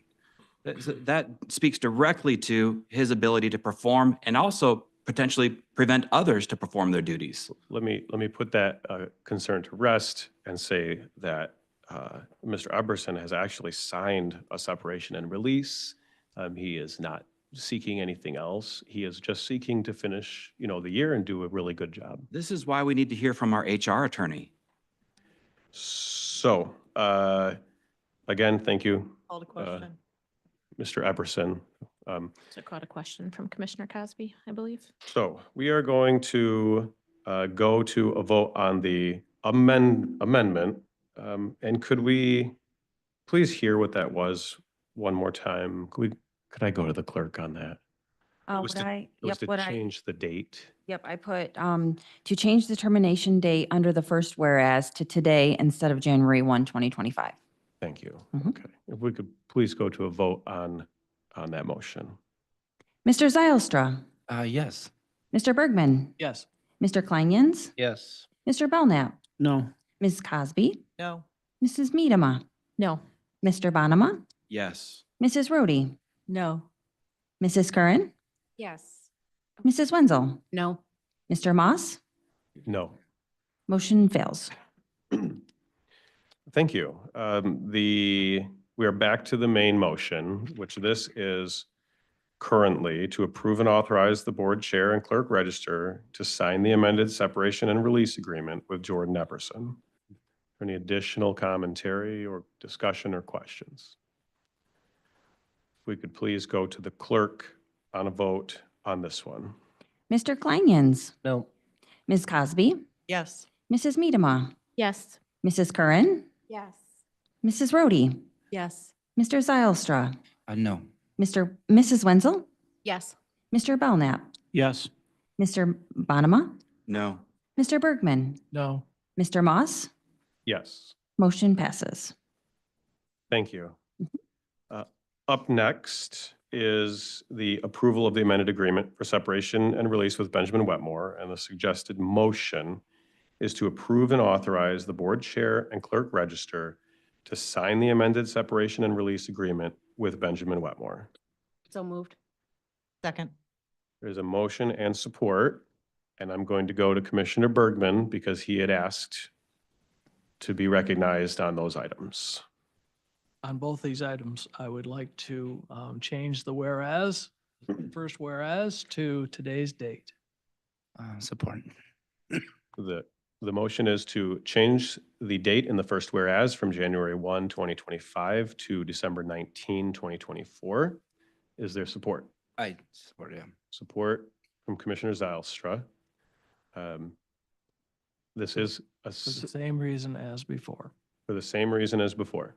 Yes. And likewise, I don't have any issue if this motion were to pass to move up 4C to December 19 as well. I don't know if we needed to amend that, but just with the idea that all three can happen at the same time. Thank you. So Commissioner Miedema. From my perspective, it would be irresponsible to leave the county without an acting administrator. And for that reason, I will be voting, for one of the reasons I will be voting no. Commissioner Zylstra. I mean, we literally have 10 days with a couple holidays there. I don't see any reason why, administrators are chosen. We decide to have an administrator or not. I think we can decide not to have an administrator for 6-7 days. Commissioner Miedema. I would greatly disagree. I think there are times that are without our knowing of things that could come up. I don't even mean for meetings. I just mean in everyday life of the county that fall under the purview of an administrator. So again, I think it would be irresponsible of us to leave this county without an acting administrator before the new board comes in. I don't think it would be irresponsible at all because much of the past 2 years, we haven't had an administrator. Okay, I guess I will just thank Administrator Wetmore for his service, and I will also be voting no because I would. Clarification, I don't think either of those two motions, and at least my support for those two motions has to do with the performance of those two individuals per se. It's just like if you, in my mind, if you desire to leave, then that's great. And apparently we've decided to compensate them on their departure, but that departure needs to happen the same day. Yes, I was just trying to finish my comment. No, I just want to clarify I understand your clarification, but just speaking for myself personally, I just want to say thank you. And I would very much like to see you continue through the end of the year, as you have said. And you have also told me specifically that you would, like to see a smooth transition into the next year and with the new board. And so I just want to thank you for that. So I'll also be voting no on the amendment. Could we please go to the clerk? Mrs. Wenzel, No. Mrs. Curran, No. Mr. Zylstra, Yes. Mr. Belknap, No. Mrs. Rhodey, No. Mrs. Miedema, No. Mr. Kleingens, Yes. Mr. Bergman, Yes. Mr. Bonema, Yes. Ms. Cosby, No. Mr. Moss. No. Motion fails. Okay, that would bring us back to the main motion, which is to approve and authorize the board chair and clerk register to sign the amended separation and release agreement with Benjamin Wetmore. Is there any additional discussion on that? Just a quick question. So now a yes vote on this would revert for, what was it, 4C to its original 23rd, right? As it is displayed in the packet, yes, the first whereas says January 1. Yes, and so our interim administrator Wetmore would just continue through the end of the year. Yes.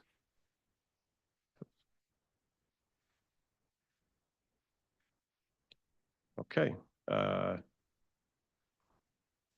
Could we please go to the clerk for a vote on the main motion?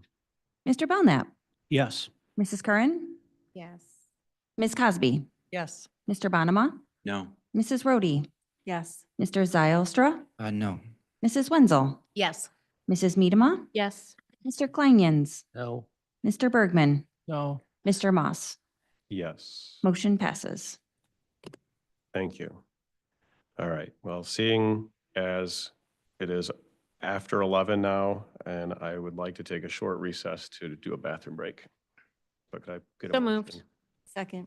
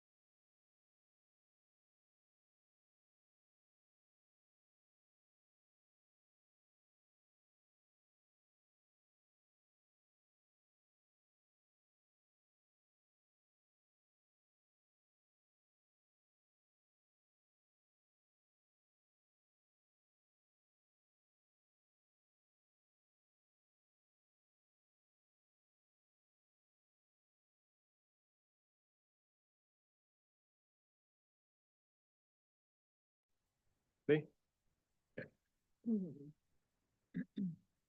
Okay, all right, welcome. Is it ready? Okay, all right. Welcome back, everybody. Thanks for the recess.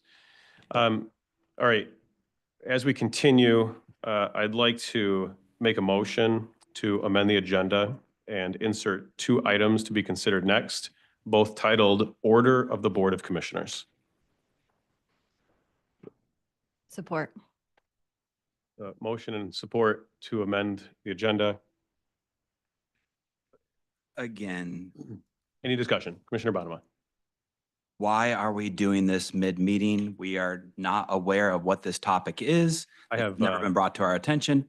Please give some description as to what we're about to talk about before we vote on it. I brought copies. It is an order of the board. Can we see a copy? Oh, absolutely.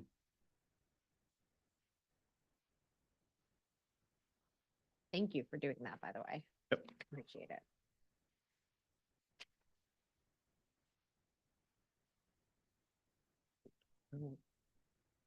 You know, for calling ourselves the most transparent board, we continue to do things like this, and it's disgusting.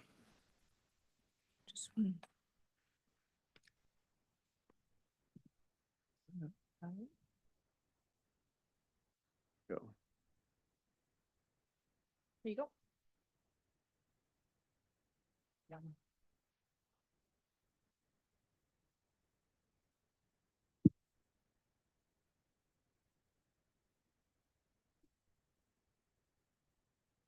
This one agenda item, or is it 2 different?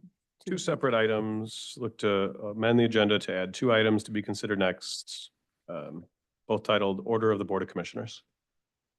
Number would they be, Mr. Chair? That's a great question. Okay. Got a good answer. I believe it'd be F and G.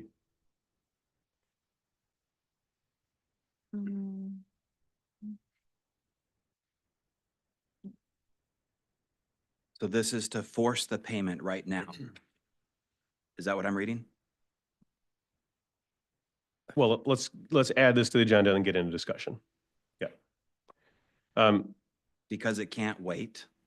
It has to be right now during the meeting? Is that what we're asking for? You want them to go pick up a check right now? What is going on here, Mr. Chair? Oh, my goodness. Let's get into the item and have some discussion. Motion in a second? Yeah, Commissioner Rhodey seconded it. So this would be G and H. Is that what you're saying? Well, I think it's F and G. We just finished F, Oh, so. So right now, what the motion on the floor is simply to add these to the agenda, and then we'll take them up each individually to vote on. Right.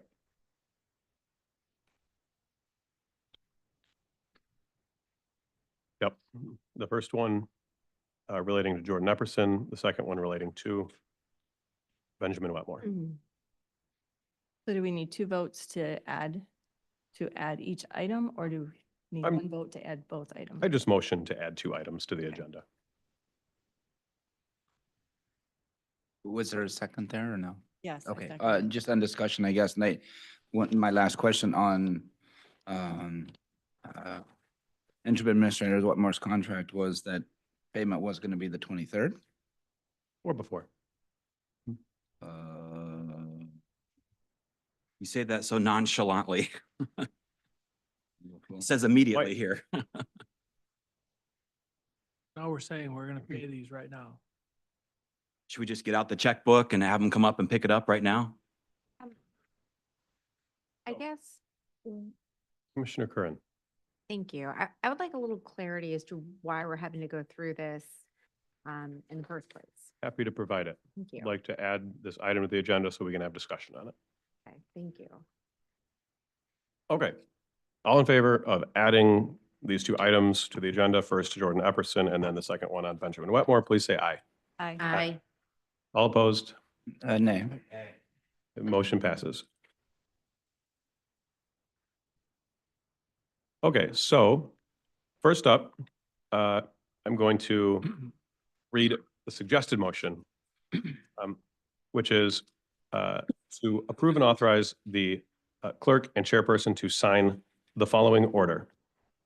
It is hereby ordered pursuant to MCL 4840 that the Ottawa County Treasurer or her designee shall immediately approve and process all remaining payments, including but not limited to ACH payments due and owing to Jordan Epperson pursuant to paragraph 4 of the amended separation and release agreement by and between the County of Ottawa and Jordan Epperson. So moved. Support. There's a motion and support. And I heard some questions. So, there's, if I could try to do my best to provide some clarity, there were, questions about the payments, whether or not they were made, whether or not they were retracted. So just for clarity, for security for the county, my recommendation is it would be wise to just provide full clarity to the treasurer so that she can take these actions immediately. Commissioner Bonema. So our treasurer is here, and I do not desire to put any words in your mouth, but we do not oversee you. You are elected by the people. You are a county-wide elected person that is beholden to the people to make decisions on matters such as these. I don't believe that we can direct you to do anything immediately, and it appears by the shaking of your head that you agree with me. So I think that needs to be very clear here, that we cannot direct the treasurer as a board of commissioners to do anything like this. Commissioner Bonema, the treasurer as an elected role also does not have veto power over the board, which she has exercised. And we need to provide clarity. This is the way to provide clarity and do it in writing. You are countering the will of the people who they duly elected by an incredible margin to be their treasurer, to be their guardian of their funds. You're telling the people that their voice doesn't matter, that she's not being allowed to do her job because we're going to, are you saying veto her? Actually, circumvent her? What I'm saying is essentially the opposite. We are asking her to do her job, to serve the people, to process payments as the board has authorized in public meetings. I guess. Mr. Kleinitz. I guess my question to that would be, the discussion about, where have payments been made? All of that occurred during our discussion of the new A on the agenda item. That did not occur during our discussions of what then became A, B, C, and D, and E, which had a codified payment schedule in them. So that, what this is meant to address has already been addressed by our own votes. So this is actually a redundancy that doesn't exist because in the resolution, it was laid out when specifically the terms are where those would be paid. So these are unnecessary at this point because the conversation following the conversation that you're referring to eliminated the need to have these. So I don't understand why they're here. That is a good question.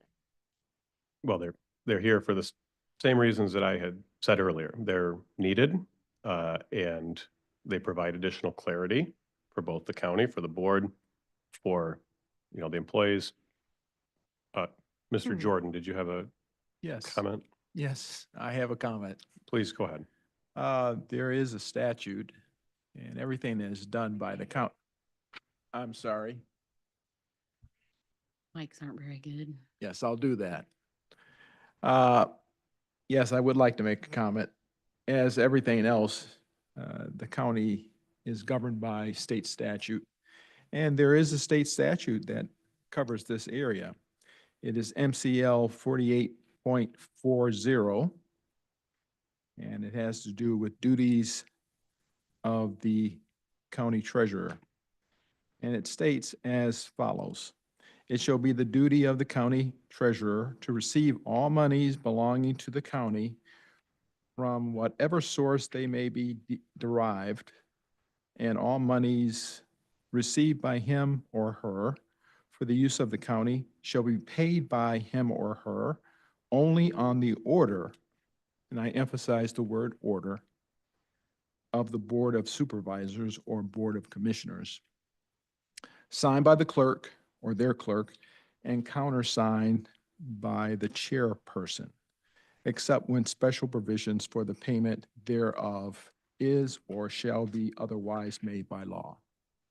That is the full extent of this state statute. If I may, to corporate counsel, didn't we just do this in our reenactment and approval of the amended agreements, which had a designated definitive payment timeline in them? It wasn't an order. So all of our doings and proceedings heretofore have to have this extra little rider attached to them? Or is this a resolution language that is now possibly through any number of resolutions that we've done that now have to be reinvestigated? I'm somewhat, again, because we've done these before, the schedule is in the resolution that we signed. This seems to almost confuse the issue as far as MCL is concerned. Also, it calls into account anything we've done similar to that has had that same language. I guess my question would be, was the schedule, as you refer to it, in the original separation and release agreements that the board passed? The answer is yes. Were the payments processed on time?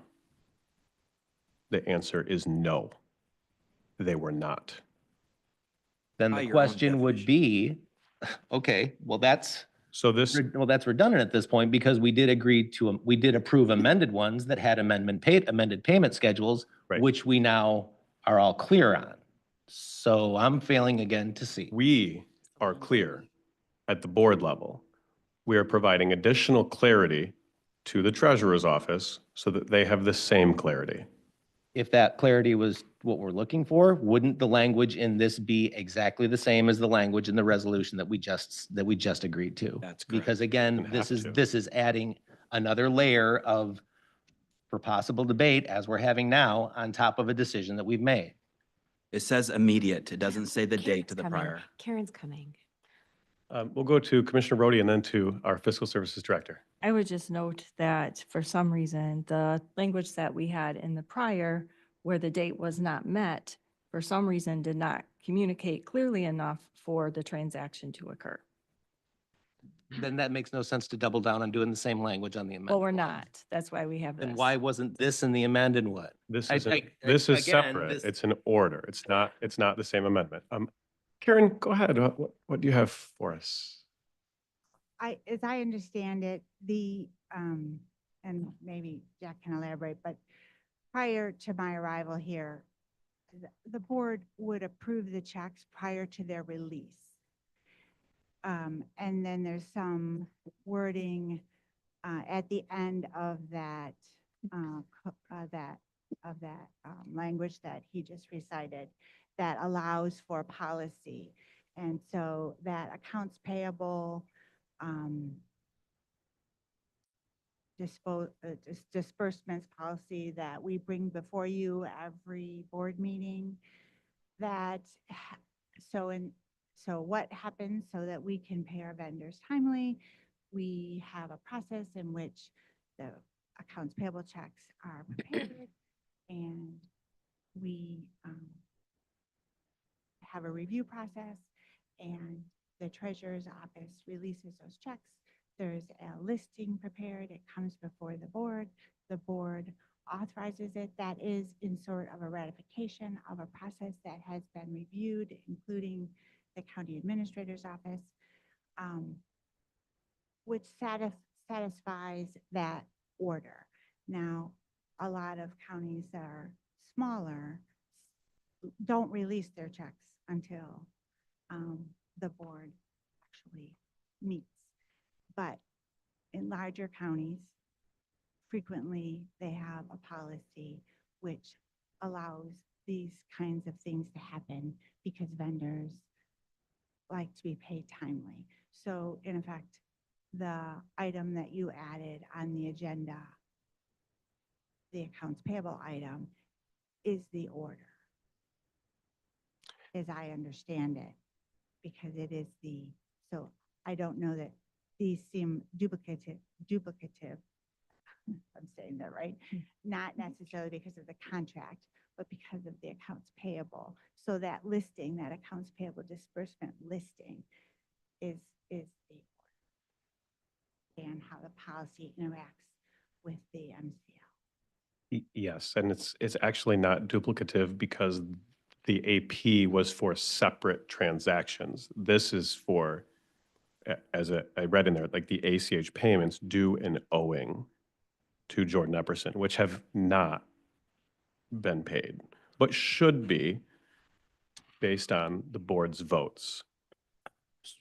Commissioner Zaus. Should we also bring up the treasurer on this and get her perspective as well? Absolutely, if she is here. He's here. Cheryl, would you like to join us?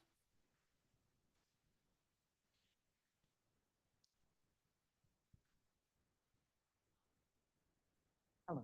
Hi, welcome. Thank you. So Commissioner Zylstra, would you like me to ask any questions? Well, so my understanding is that there is a lawsuit regarding these payments. Well, it's regarding an Open Meetings Act Well, my understanding is it violation also or something. involves Yeah. these payments. I guess I don't feel comfortable voting for something when there's still legal action pending. You know, over and above the idea that, you know, as we stated earlier, separation date, dismissal date, handing in of materials, and payment date, for me, should all be the same. And if this is immediately, you know, we've already voted on that issue, so I wonder if you Yeah. could just address the first Sorry. part, just the legal issue. So I have been Mm. informed by my attorney that the appeal was denied. Just so that you know, you don't need to pass this because we have already been in contact with our bank and the funds are already being taken care of. Thank you. Yeah, thank you, Cheryl. No, I appreciate that, and just the second concern of mine is still valid. I just think that if we're gonna do immediate payment, and I was, you know, supportive of that, then we should line up all those three dates together, so I'll be voting no. Okay. Yeah, I appreciate the added clarity of this item and the next one. I think it just helps. And I appreciate the treasurer's office making sure every T is crossed, every I is dotted. You had mentioned the lawsuit. If I could just touch very briefly on that. Sarah Howard did sue on behalf of her client, making claims. And I believe I don't know all the details, but I think she requested, you know, a restraining order and, you know, some sort of immediate consideration and things, and she was denied. And then I believe she appealed to the Court of Appeals or the appellate court. Actually, the Michigan Supreme Court. I can speak on this. Okay, yeah, thank you. It was filed before the Ottawa County Judge Halsing. He recused himself, as did the rest of the judges within the county. It was then given to a judge outside of the county.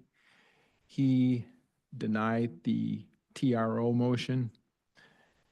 Ms. Howard then took it up to the Court of Appeals. The Court of Appeals also denied the motion for TRO, and that is where it's at. And we don't know if there's any further action on that. No further action, There may not that be. I know of. There And- is. And so it is So running Commissioner- its course. It's running its Okay. course from the It's standpoint. public that- information. Commissioner Curran, let's go to you. Commissioner Curran. So based on the treasurer's update, do we still need to vote on these or are we going to withdraw That- these? Is, I recommend that we vote on them just almost for the treasurer's sake, make it very clear. Yeah. Yeah, but very thankful that like she's already got it all handled. That's great. I'd actually make a motion to remove this. As the treasurer just said, this isn't needed, and we're doing this for the treasurer who now doesn't need it. It is just superfluous, an excess motion, an excess thing that we vote on that There's a motion to table. Is that correct, Commissioner Kleinian? Says a motion to table. Is there a second? I'll second it. Second from Commissioner Bergman. Please continue, Commissioner Kleinens. This, It- by, through the words of our own treasurer who says that we don't, this isn't a necessary thing. Then why are we not stopping right now saying, okay, thought we needed it. Apparently we don't. This extra layer of security, what things that I've heard, muttered about. Yep, I trust that if we needed this extra layer of security, our treasurer would have just told us that it wasn't necessary. So I'm kind of going with the pros on this one, which I believe is sort of kind of our job. And I don't see why we want to waste any more time on this. Okay. Commissioner Rhodey. Yes, I would just note that it seems as though Commissioner Zylstra has indicated that these lawsuits are related to this item and perhaps were a part of the holdup. And then Commissioner Bonema has indicated that there may be more coming and more complications. And so I think that just for complete clarity on the issue, I think it would be wise to proceed. Commissioner Kleinens, please. So say that our treasurer doesn't operate in a vacuum and probably has access to the same public information that others apparently do. And again, if she says this isn't needed, then we should probably take her word for it. Right. So extra security. I like extra security. Commissioner Miedema. I would say out of respect, this is our last board meeting with this board. I would be comfortable with going with the extra security measure of having this to try to ward off any unnecessary meetings between now and next year. Good point. So what's the current motion? The current motion is a motion to table this item. And so I would look to the clerk on the motion to table. Ms. Cosby, No. Mr. Bergman, Yes. Mr. Zylstra, Yes. Mr. Bonema, Yes. Mrs. Wenzel, No. Mrs. Miedema, No. Mrs. Curran, Nope. Mr. Kleinens, Yes. Mr. Belknap, No. Mrs. Rhodey, No. Mr. Moss. No. Motion fails. That would bring us back to the main motion. Do we have any other discussion? Because the votes are going to be the same, I would imagine, can we lump them together? Is there any reason why we can't? Yeah, we should I agree. could handle No them, reason why we can't make it one motion. just handle them separately and do it quickly if that's the board's will. So if we could go to the clerk for a vote on this main motion, that'd be great. Mr. Bonema, No. Mr. Kleinens, No. Mr. Bergman, No. Mrs. Miedema, Yes. Mrs. Wenzel, Yes. Ms. Cosby, Yes. Mrs. Rhodey, Yes. Mrs. Curran, Yes. Mr. Zylstra, No. Mr. Belknap, Yes. Mr. Moss. Yes. Motion passes. Okay, so then up next, we'll try to do this quickly at Commissioner Bergman's request. The next item, suggested motion is to approve and authorize the clerk and chairperson to sign the following order. It is hereby ordered pursuant to MCL 4840 that the Ottawa County Treasurer or her designee shall immediately approve and process all payments, including but not limited to ACH payments due and owing to Benjamin Wetmore pursuant to paragraph 4 of the amended separation and release agreement by and between the County of Ottawa and Benjamin Wetmore. So moved. Support. There's a motion and support. Is there any additional discussion? Seeing none, could we please go to the clerk for a vote on that one? Mr. Belknap, Yes. Mrs. Curran, Yes. Mrs. Miedema, Yes. Mrs. Wenzel, Yes. Ms. Cosby, Yes. Mr. Zylstra, No. Mr. Bergman, No. Mr. Bonema, No. Mrs. Rhodey, Yes. Mr. Kleinens, No. Mr. Moss. Yes. Motion passes. Okay, thank you. Next up is agreement for pregnancy resources. And one moment while I get logged back in.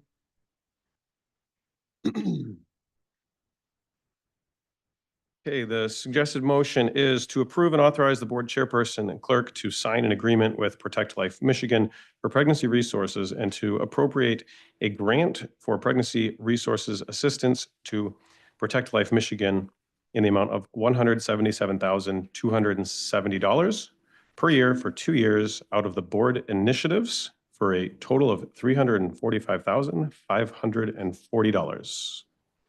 Is there a motion? So moved. Support. Okay, there's a motion and support. I'm going to go to the administrator on this one. Thank you, Mr. Chair. We have Rebecca Punches here from Protect Life Michigan to present on this, if you would like to hear from her. The basic grant agreement for services is to provide for a group that's already active on several college campuses in the county to do county-based work, to work with especially economically vulnerable populations, really to connect them with available county resources. This is a group that has been around since, I believe, the mid-2000s. They have several full-time staffers. They do a lot of great work in this area. They do a lot of work primarily with people in populations that aren't typically served by a lot of our outreach efforts and may not otherwise reach a lot of the marketing materials that we have. And I think they've got a lot of creative ways to connect with this population. That's also part of the funding for this, which includes a marketing piece and some on-site folks who, again, are working with these populations. But Rebecca can speak more, and she's up at the podium now, if you'd like to hear from her. Yes, please. Hi, welcome, Rebecca. Thank you. My name is Rebecca Punches. I have been working with. Rebecca, I'm sorry. Could you just pull the microphone down just a little bit? Thanks. Yeah, thank you. My name is Rebecca Punches. I have been working with Protect Life Michigan for 5 years now. Protect Life Michigan is a nonprofit 501c3 organization that exists to share life-affirming messages with young people and entire communities across the state, as well as to connect those people with the resources that they need to be able to choose life for their children when they have difficult circumstances surrounding their pregnancy. Since 2006, we have brought on over 30 staff members, and we have an established presence on every major college campus across Michigan, including Hope College and Grand Valley here in Ottawa County. Since 2006, we have helped to save the lives of dozens of children whose mothers were facing difficult circumstances surrounding their pregnancies. And we were able to do this by connecting those mothers who wanted to parent, who wanted their children, with the resources that they needed to feel like they could succeed and they could continue with their pregnancy and raise the child in a stable household after the child is born. When a mother is facing an unplanned pregnancy, she essentially has 3 choices: parenting, adoption, and abortion.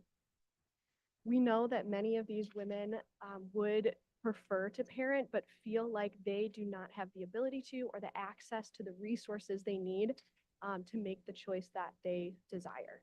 So it should be our goal to ensure that no woman feels like she wants to parent, but has to say no to that option because she does not have access to the support and the resources that she needs to make the choice that she desires. So this grant would enable us to ensure that every person in Ottawa County who's facing an unplanned pregnancy has every resource that they need at their fingertips to be able to continue the pregnancy and thrive as a family even after the child is born. And those resources exist. They are available primarily through the county, through the various departments that you have that are providing these resources in every different sphere. You have the Department of Public Health, the Department of Mental Health, and the Community Action Agency that is on top of local charities and aid that is available at the state and federal level. But the problem is that there is a gap. A 19-year-old freshman at Grand Valley University who is facing a positive pregnancy test. She has fears and uncertainties swirling around in her mind.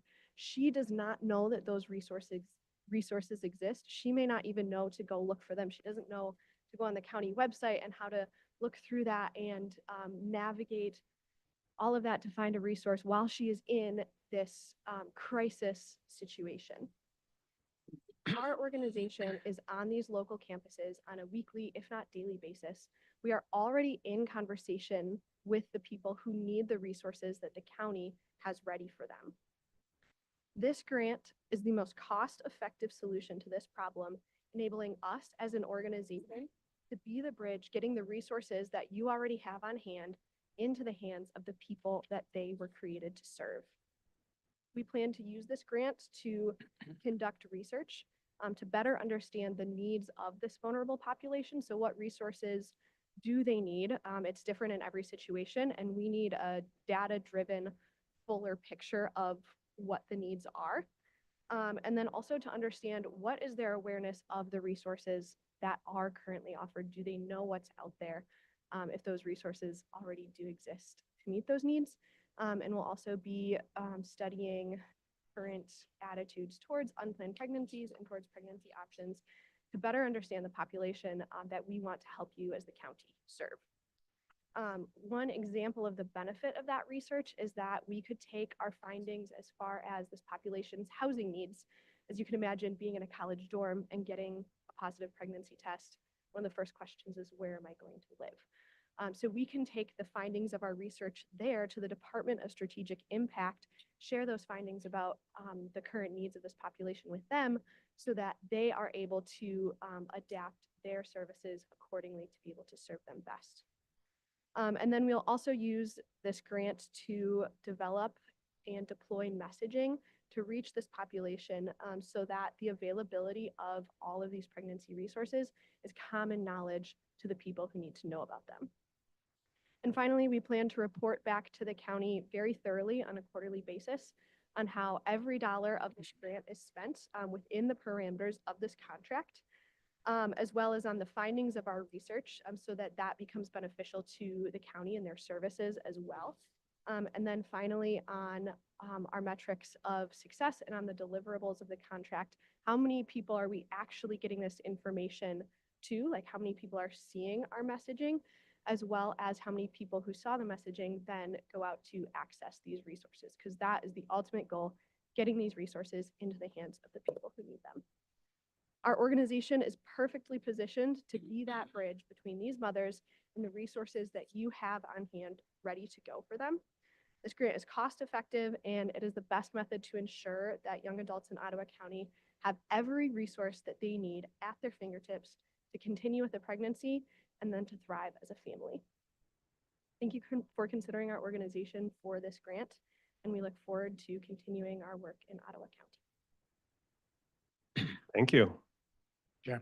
I'll open it up for some questions. Commissioner Zylstra. Yeah, no, I appreciate the presentation. Thank you very much. You did mention something about, your relations with public health. And I wonder if we can, because it does seem to be some sort of intersection with public health. I wonder if we could have public health come up and kind of speak to this and what they, how that may or may not work with inside their organization as well, right? Is that something we can do? Well, we are here to hear from the person presenting. No, I know, I totally appreciate that, but I I think didn't ask public health or But CNA. I, or but I anybody am, else. so I appreciate the fulfillment of that request. Mr. Rhodey? Yes, I just want to note that this grant is not placing this organization under the Department of Public Health. This I is not understand to that, make it a branch or employees of the Department of Public Health. They would continue to operate independently in their lane, doing what they do, just like other nonprofits do. Just because we, enter into a contract with, with any other nonprofit in the county doesn't mean they then become an entity of the Department of I Public did not Health. say that. I know there is some intersection. I'd just like to explore that with our health director. if I may. So my answer would be no. Okay. Commissioner Miedema. Thank you for being here today. I have a question. You mentioned your research. Can you tell us a little bit what population you plan on involving in that research? Is that all of the county? Is it the two colleges, Grand Valley and Hope? Where are you hoping to conduct the research? Yes, great question. So we want to get information on anyone who may be facing an unplanned pregnancy. So we're going to look at population centers where those people are concentrated, such as Grand Valley and Hope, but we will also be using other means of polling people to understand what they need. So primarily that population does tend to be on college campuses, but also we know that there are a lot of women who need these resources who aren't in college, and they tend to be the ones who even fall through the cracks more because there's no one at college who is kind of walking with them through this. So to answer your question, yes, we'll be doing research on college students as well as other young adults of pregnancy and parenting age in the Question. Commissioner Kleinens? Yeah, in the agreement, it says that you submitted a written request. When did you submit that written request? As this is the first I've heard of this opportunity to get your services. Date specific, not have that please. date on hand with me. I'm not sure if anyone on the board has We, that date. Mr. Chair, if I may, we've been working on this for a few months. I think they submitted it through the request for funds link in either September or October. We onboarded them as a vendor, I think around the same time. We've been working out kind of the language and refining it. The affordable housing piece was kind of a last minute addition that I think everybody was encouraged by, but that was kind of a last kind of change to this. So we've been trying to work this out, and part of the urgency on this is the semesters coming up. So being in place, kind of keyed to the right population, creates a little bit of time urgency for us to get this in place. Because of the college calendar. I would I would follow up then with the question that as our presenter has already pointed out, they're already on Grand Valley, they're already at Hope, so the setting up piece doesn't necessarily seem to have the urgency. And again, this is a significant amount of board discretionary funding that the new incoming board is going to have to kind of negotiate their way around. So that's like, from a fiscal point of view, I just, that doesn't, I'm not entirely comfortable with it. Additionally, you mentioned the metrics that you're working with, but I've noticed in the contract that we have, it looks like, I'm looking at your budget item and description. Staffing, you already have staffing because you're already here, I assume? I mean, you have a presence in the county, correct? We have part-time people working in the county on a minimal level, but not nearly at the scale that we need to achieve the goals of this project to be able to ensure that everyone in the county has awareness and access to the resources that. Okay, I guess that kind of runs me, and again, so I come out of the nonprofit field as well. I worry that this is, and I worry that this is a mission drift piece. You mentioned really early on, focusing on, non-college students and people that are on the margins and but your mission statement in your 990s says you are a campus-specific organization. So that kind of indicates to me that I respect wanting to go out to that, and that's great, but we have organizations inside the county that are already doing that. Have you liaised with them to see where their shortcomings are and or where they see holes in their capacity, and how are you going to work with them? Mr. Chair, if I may, I encourage them to wait on that discussion for the very reason to get board approval of this first, because it could impact so many different departments, that sitting down with one department or another and really not having an agreement in place seem premature. So if she doesn't have the answer to that, that's because administration kind of directed her, wait and get this approved, and then let's sit down and navigate the processes of how referrals and how the contacts would make.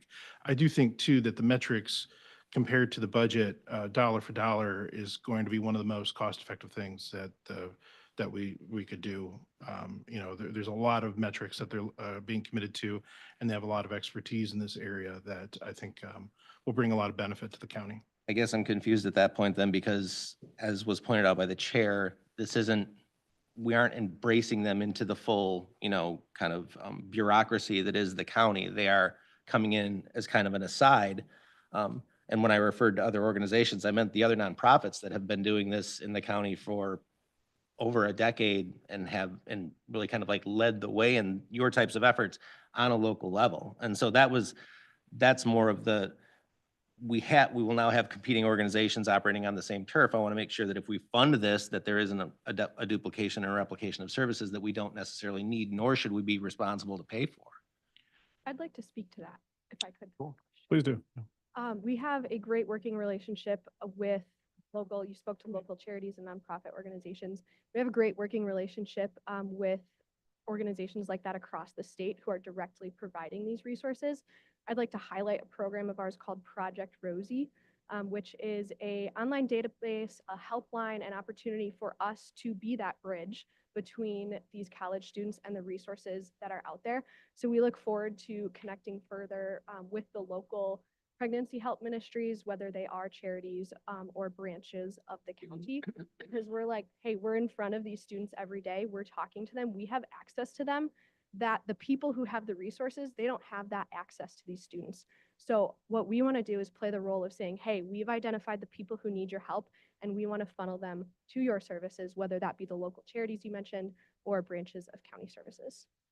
And Mr. Chair, if I can add one more piece to, I think, your Yeah, thank you. question, which is the word competition. You know, I think this is really an underserved population that's really not getting these resources right now. And so if we do have different organizations that have slightly duplicative to that population, it's probably only going to end up being a good thing, because as Rebecca pointed out, a lot of them have no idea of the services that are available. Might be appropriate to call it complementary instead of competing, perhaps. I would agree, yes. It sounds like that's already in place and at least can be ramped up. Commissioner Curran. Thank you. First of all, thank you for coming and speaking, and thank you for being a life bearer as well. Congratulations. Thank you. You're welcome. I'm curious, I know that you guys are currently staffed part-time. Could you kind of give us an idea of, without going into super specifics, just a general overview of how many women on our campuses are you reaching, or you interacting with on a monthly or weekly basis that you've kind of come across, and maybe share some of the testimonials that you've encountered? And thank you. Yes, absolutely. So that leads me to Project Rosie, which is the project that we have specifically to reach women who are facing unplanned pregnancies on college campuses. So there's the online aspect where they can see the resources like online. They can literally click on Hope College or Grand Valley State University and see a list of resources. But then occasionally we take that as a display to campus, and our staff members, as well as the student clubs that we work with that are present, stand by that table, and we talk to students passing by, and we hand out pregnancy care kits and pregnancy tests, and get to dialogue with students who sometimes students will come up and say, hey, I'm pregnant, I'm facing an unplanned pregnancy myself. Very often we're talking to people whose friend just got pregnant, or whose girlfriend just got pregnant or something like that. And they tell us that, their friend or girlfriend or whomever it may be is struggling and doesn't know what to do. And we're able to say, hey, these are your options. This is what we can connect you with. Here's our card. Here are the local resources. But as you mentioned, we are staffed on a very part-time basis in person in the county. So this grant would enable us to be more present both on the campuses, but as well as in digital ads to be able to reach people where they are. Because as you can imagine, it'd be very difficult for someone to come up in person and say, hey, I'm the person who needs this help. But if we can reach them via ads on YouTube and streaming services and in-app ads and things like that, that's another way that we'll continue to be able to dialogue with these women who need us. Great. And are you able to provide any numbers with the amount of women that you are interacting with on a monthly basis, just kind of general guesstimates? That is a great question, and I do not have those numbers with me that would be people who contact us through Project Rosie, but I can get those numbers and send them to Mr. Whitmore or to the board if that would be helpful.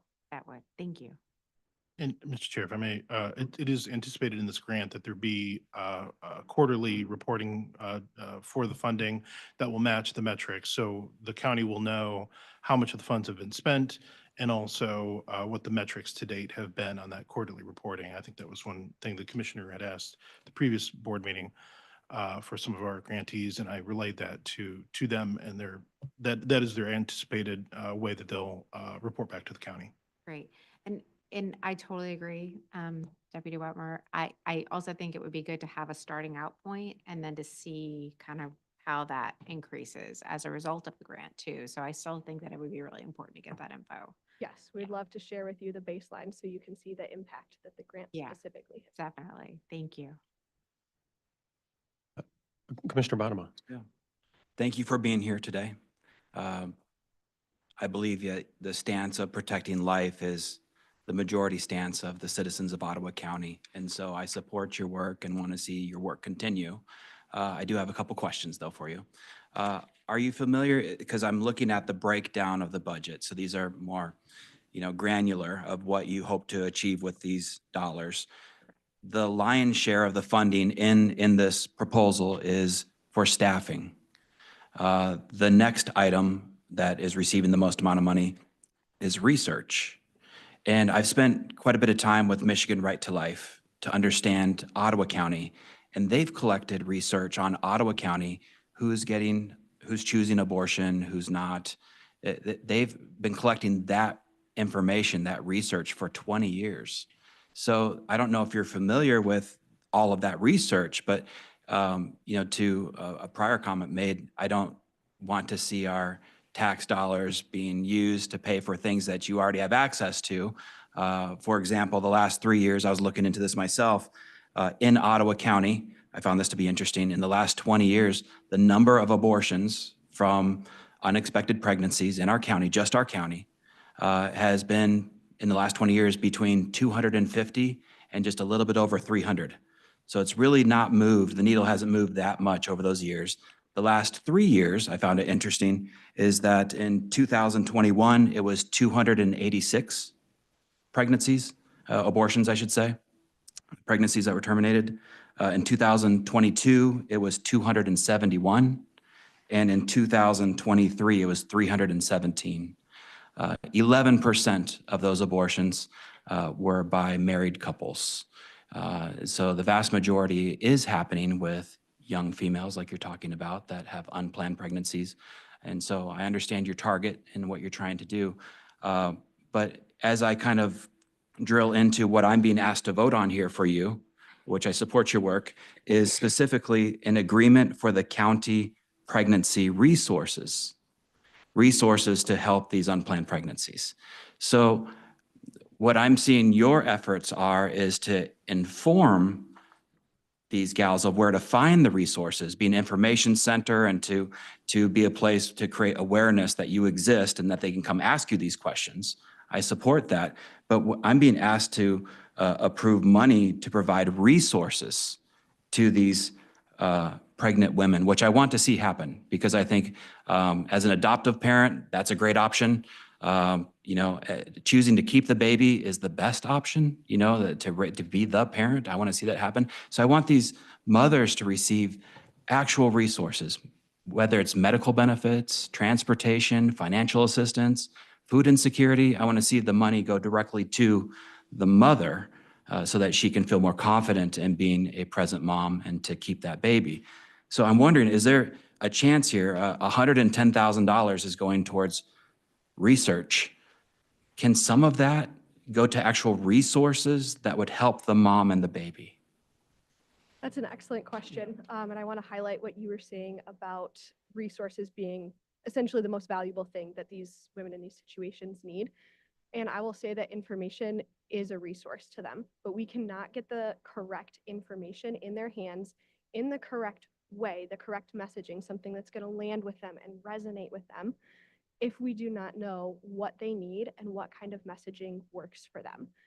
Pregnancy resource centers have been around for a long time and have experimented with different kinds of messaging, but I don't think we have a very good understanding at this point about what kind of ads can we put out, what kind of information can we put out that will speak to a woman in that situation, in that crisis. And I think we owe it to her to have the best understanding of her needs and how to reach her.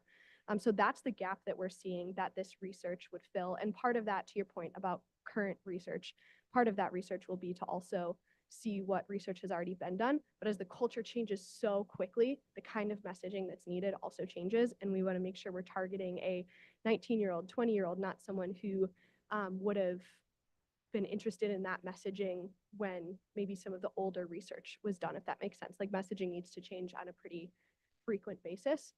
And then I'd also like to point out, you were mentioning the abortion rates and the choice of parenting, and we absolutely want to help women to be able to choose parenting if that's what they want. But there are also a lot of women who do choose parenting because they believe it's right or they believe it's what's best for them, but they still need those resources. So we're not just looking at trying to get people to make a choice for life and then walk out the door, but also, as I know you support, to give them ongoing support throughout pregnancy and parenting. For this proposal that you've put in front of us, were you requested to provide answers to these issues, these problems? Is this based on a request from administration or from somebody here to say, I think we have a communication issue in reaching people on these campuses? How did this come to be, this set of services that you can bring? Yeah, great question. I can speak to our end of this at Protect Life, not necessarily to the county's process in this. But on our end, when I go, I've been to Grand Valley's campus, I've been to Hope's campus, and I've talked with people and dialogued about reproductive health issues. And almost every time that I ask, have you heard of the local pregnancy resource center? People say no.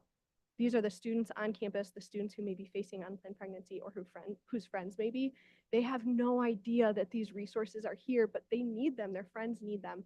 So on our end, that's the gap that we're seeing. Like, these people need these resources and they just don't know about them. And we want to be able to be the bridge because we're talking to them every week, every day, be the bridge so that they know and we're seeing a need and a lack of awareness. Yeah, I believe that to be absolutely true, that you're seeing that need. I totally agree with that. And I think the work you do is very noble, that you're trying to point people to resources that are available to them. And you mentioned multiple community agency or county agencies that exist to do exactly that. I guess my question is, were you engaged to present this to us? Did it come from us, or did you come to us and ask to be a preferred partner to receive this funding? How did this relationship start?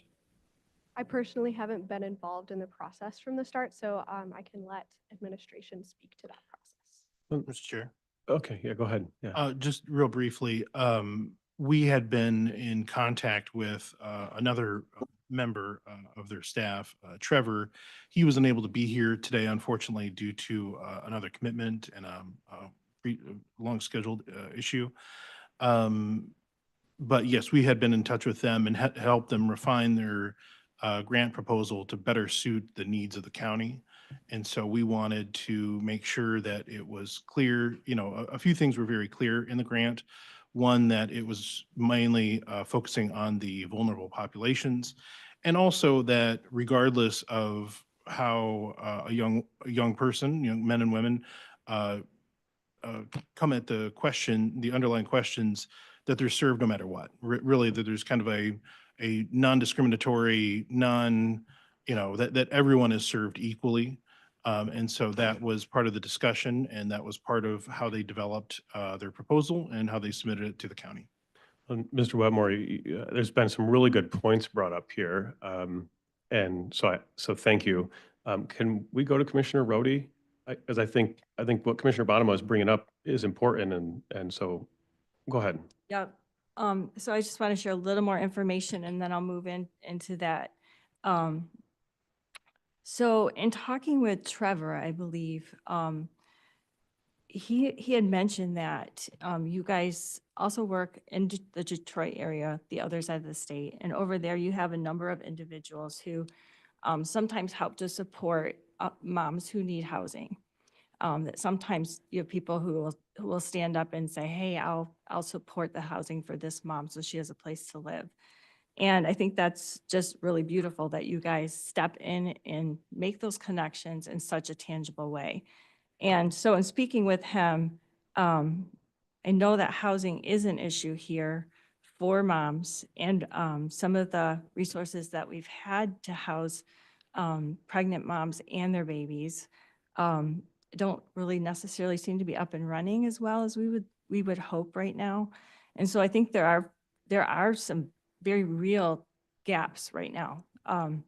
And so I particularly really appreciated that aspect, that you guys would be willing to help moms find housing and even find ways to help financially support their housing. So I appreciate your points, Commissioner Bonema, about resources and wanting to connect moms to financial resources. And so in light of that, I actually would like to amend this contract.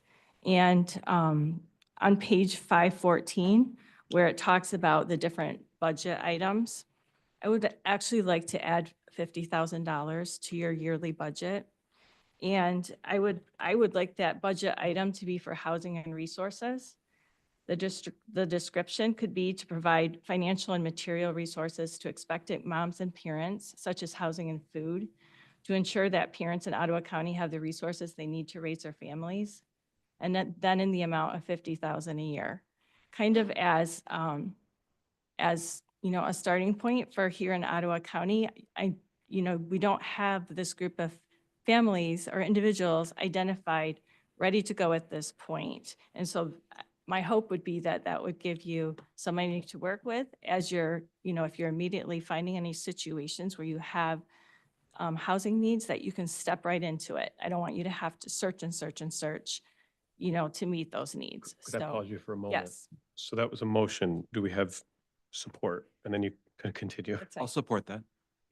Motion and support. Anything additional? Nope. We'll go to Commissioner Bonema, I do have a follow-up on that. please. And I just want to be clear that we should also discuss that we have other community partners that work very effectively in this space Absolutely. in Ottawa County. Positive Options comes to mind. They're on the campus. They have facilities that provide medical staff to help pregnancy test, all kinds of different assets, right? Right to Life of Holland. We have other community partners that are working very actively in this space. So I just want to say that it's a little bit unfair that if this is a board action a direction that we want to move in, and I believe not only this board will vote to move in this direction, but the next board also, that these other community partners should be allowed to be part of this conversation. I feel like this took place outside of them even knowing that this was a potential for them. So I think we need to make sure that we're fair to all, that we have some structure around how the board, if it chooses to move forward in promoting life in this way, to make sure it's equally promoted alongside adoption. And of course, in the state of Michigan, abortion is legal, that this one has that opportunity to be funded with other partnering organizations in the same effort. Commissioner Rhodey. Yeah, so I appreciate your support on that and absolutely agree that other organizations, hopefully we can also support them as well. One thing I really appreciate about this particular organization is that they're boots on the ground on the college campuses. That's where the need is. In fact, I even wonder about some of the numbers of, about moms who are choosing that they can't carry their baby to term because of the medical abortions that happen. I'm not sure that those numbers are completely realistic. I think they're actually a lot higher. Yeah. And so in regards to that, I think the need is actually really great. I want every mom who wants to choose to raise her child to be able to. And sometimes those are moms who want there to be a choice for abortion for all people, but they, when faced with an unexpected pregnancy, personally want to be able to keep their child. And so this is not discriminatory in any way. This helps every person, no matter what their view on abortion is. If they personally want to raise the child that they're carrying, then this should help to support them. So I appreciate that. And I'd also like to add that we also offer connections to resources for women who have chosen abortion. As you both highlighted, this is a non-discriminatory service, and we seek to help women who are dealing with pregnancy issues wherever they're at and whatever choice they make. We want to provide resources they need to care for them. Mr. Chair. Yeah. Just to Commissioner Bonema's point, I just want to point out that the group has been very responsive very easy to deal with. And I think your Commissioner Bonham has good ideas about meeting other stakeholders in the community. I'm sure they would be very amenable to. They have a great team. Kristen, Trevor, and Rebecca are the main ones I've interacted with, and they've been very easy to deal with and very supportive. I don't think they would have any objection to doing things that made sense, such as what Commissioner Bonham proposed. Thank you. Commissioner Curran, did you have something? We'll go to you and then also then to Commissioner Kleinens. Yeah, and so, and I agree that there has been some previous reporting that the state does and that Rights Life of Michigan has collected, but bear in mind with the advent and the passing of Proposal 3 in 2022, all of those reporting mandates are going by the wayside. Away. So, exactly. So I do believe that having boots on the ground in the places where unplanned pregnancies are happening, maybe you should even look at the high schools, that it's going to be even more important because those numbers are all going away, all those reporting numbers. For an encouraging fact, teenage pregnancy is on the decline year after year after year in Ottawa County. So I am encouraged by that. That's, obviously they're not ready to be mothers as teens. And so we are seeing some impact there. Commissioner Kleinens. Again, looking at this through the lens of someone who's done nonprofit work for almost 30 years, I'm good with this. My concern is the rollout.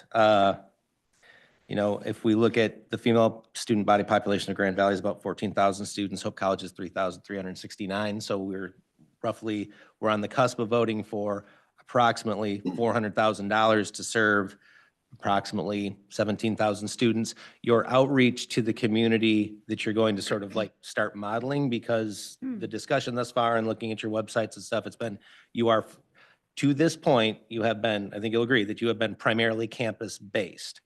And so outreach into the non-secondary or non-education, the non-college community will be new. As Commissioner Bonham pointed out, the front load for the first year, as far as staffing and the research and content development, those are expensive pieces that should theoretically be one-year pieces. But my concern is that, that means we'll get trackable, quantifiable, look, this is what we're doing data primarily the second year, which is when you'd come up for renewal. I don't feel that that's fair to you to give you a 2-year grants. Those 2-year grants don't work because the ROI is hard to quantify. So what I'd be more comfortable with, because we're elevating this now into direct provision of service, would be that we not vote on this today, but this is definitely something that I do agree with Commissioner Bonham. The incoming board will be all about this, that they can then structure something that is possibly more than 2 years so that this organization can actually get solid trackable data, because the first year is going to be spent developing that. That's what is achieved out of that first year is not going to be kind of what we're looking for.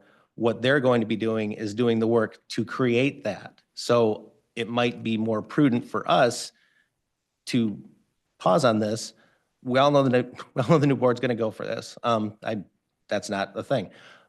With the idea of with looking back at it in January, you could add a third year. That is, adding a third year now, that puts it at an extensive amount of money that I wouldn't be comfortable taking out of board funds prior to a new board coming in.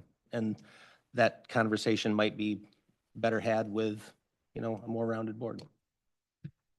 Clarify a statement about our audience. Sure. Yeah. Then we'll go to Commissioner Curran. We do primarily reach college students, but I just want to clarify that we are already in contact with the larger community and not just with college students. This happens we ran a huge internship out on the east side of the state where we were doing community outreach on a daily basis. Project Rosie is, and like I said, a digital way of reaching people. So we also help a lot of women who are outside of the college age group already, or who are of college age but not on campus. So I just want to clarify the scope of our organization. Sure. Thank you. And to that end, But as you also pointed out, every community is different. So you are obviously, as you pointed out, you want to find out what makes this community tick, and that's going to take time. I would definitely not be opposed to making this a 3-year. But Commissioner Curran. And Commissioner Kleinjans, I wanted to thank you for bringing your perspective as well. And you're right that currently with 14,000 female students at Hope or at Grand Valley and 3,000 at Hope, you're looking at about 17,000. But what I did want to bring up and did want to include is that every life that is saved, there are generations of additional people in perpetuity that are touched by this, because it's forever. For as long as time exists, every life that is saved has another generation, another generation, another generation in perpetuity. So it's not just 17,000 people that could potentially be touched. We can't even understand the scope of what one life saved in perpetuity leads to in the future.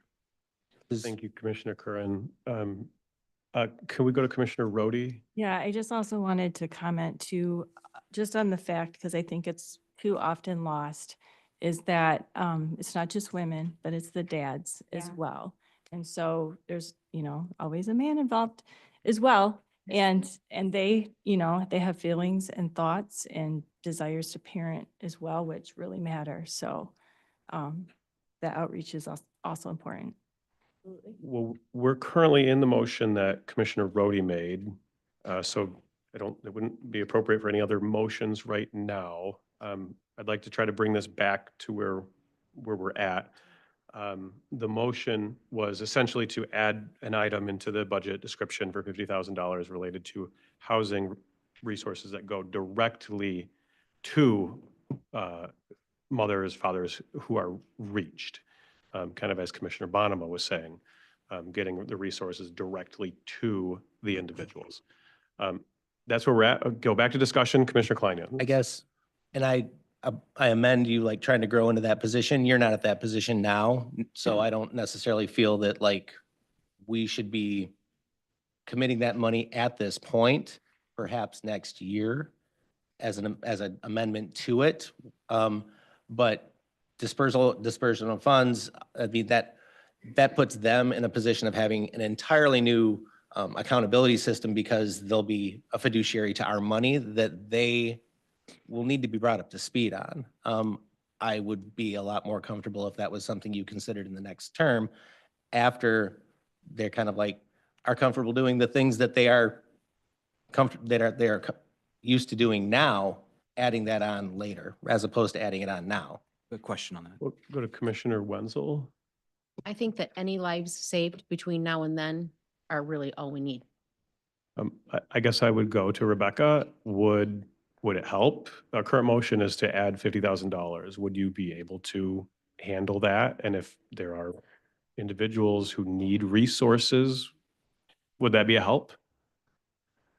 I would have to assess specifically how we would use that. I do know we run into people on a very regular basis who need these resources, but I will also say our priority is making sure, like, if you have that amount of money that you want to get into the hands of these women who are facing it, I'm not sure if we are the best organization for that specific piece of it.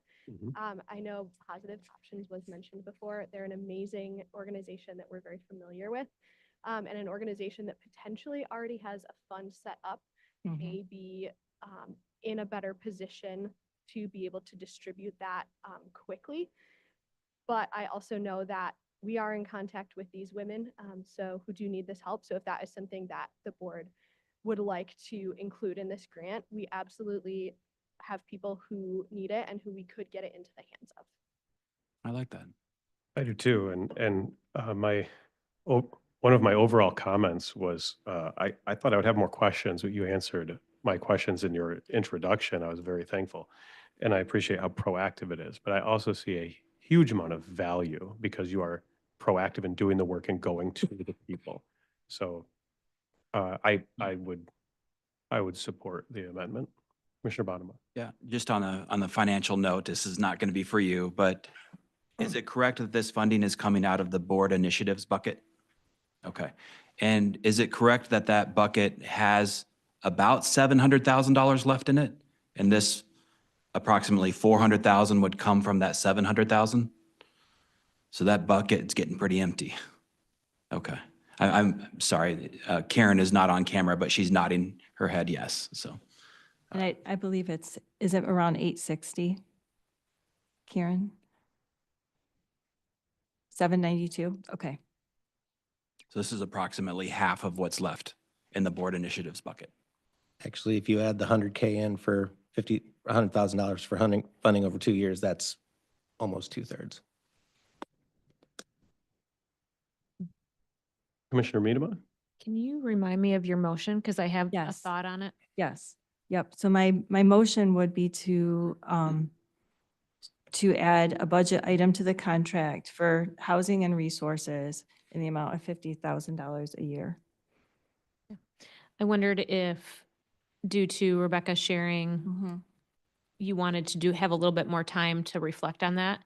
I wondered if we could put something in there about the money being returned or spent in a different way, if Yes.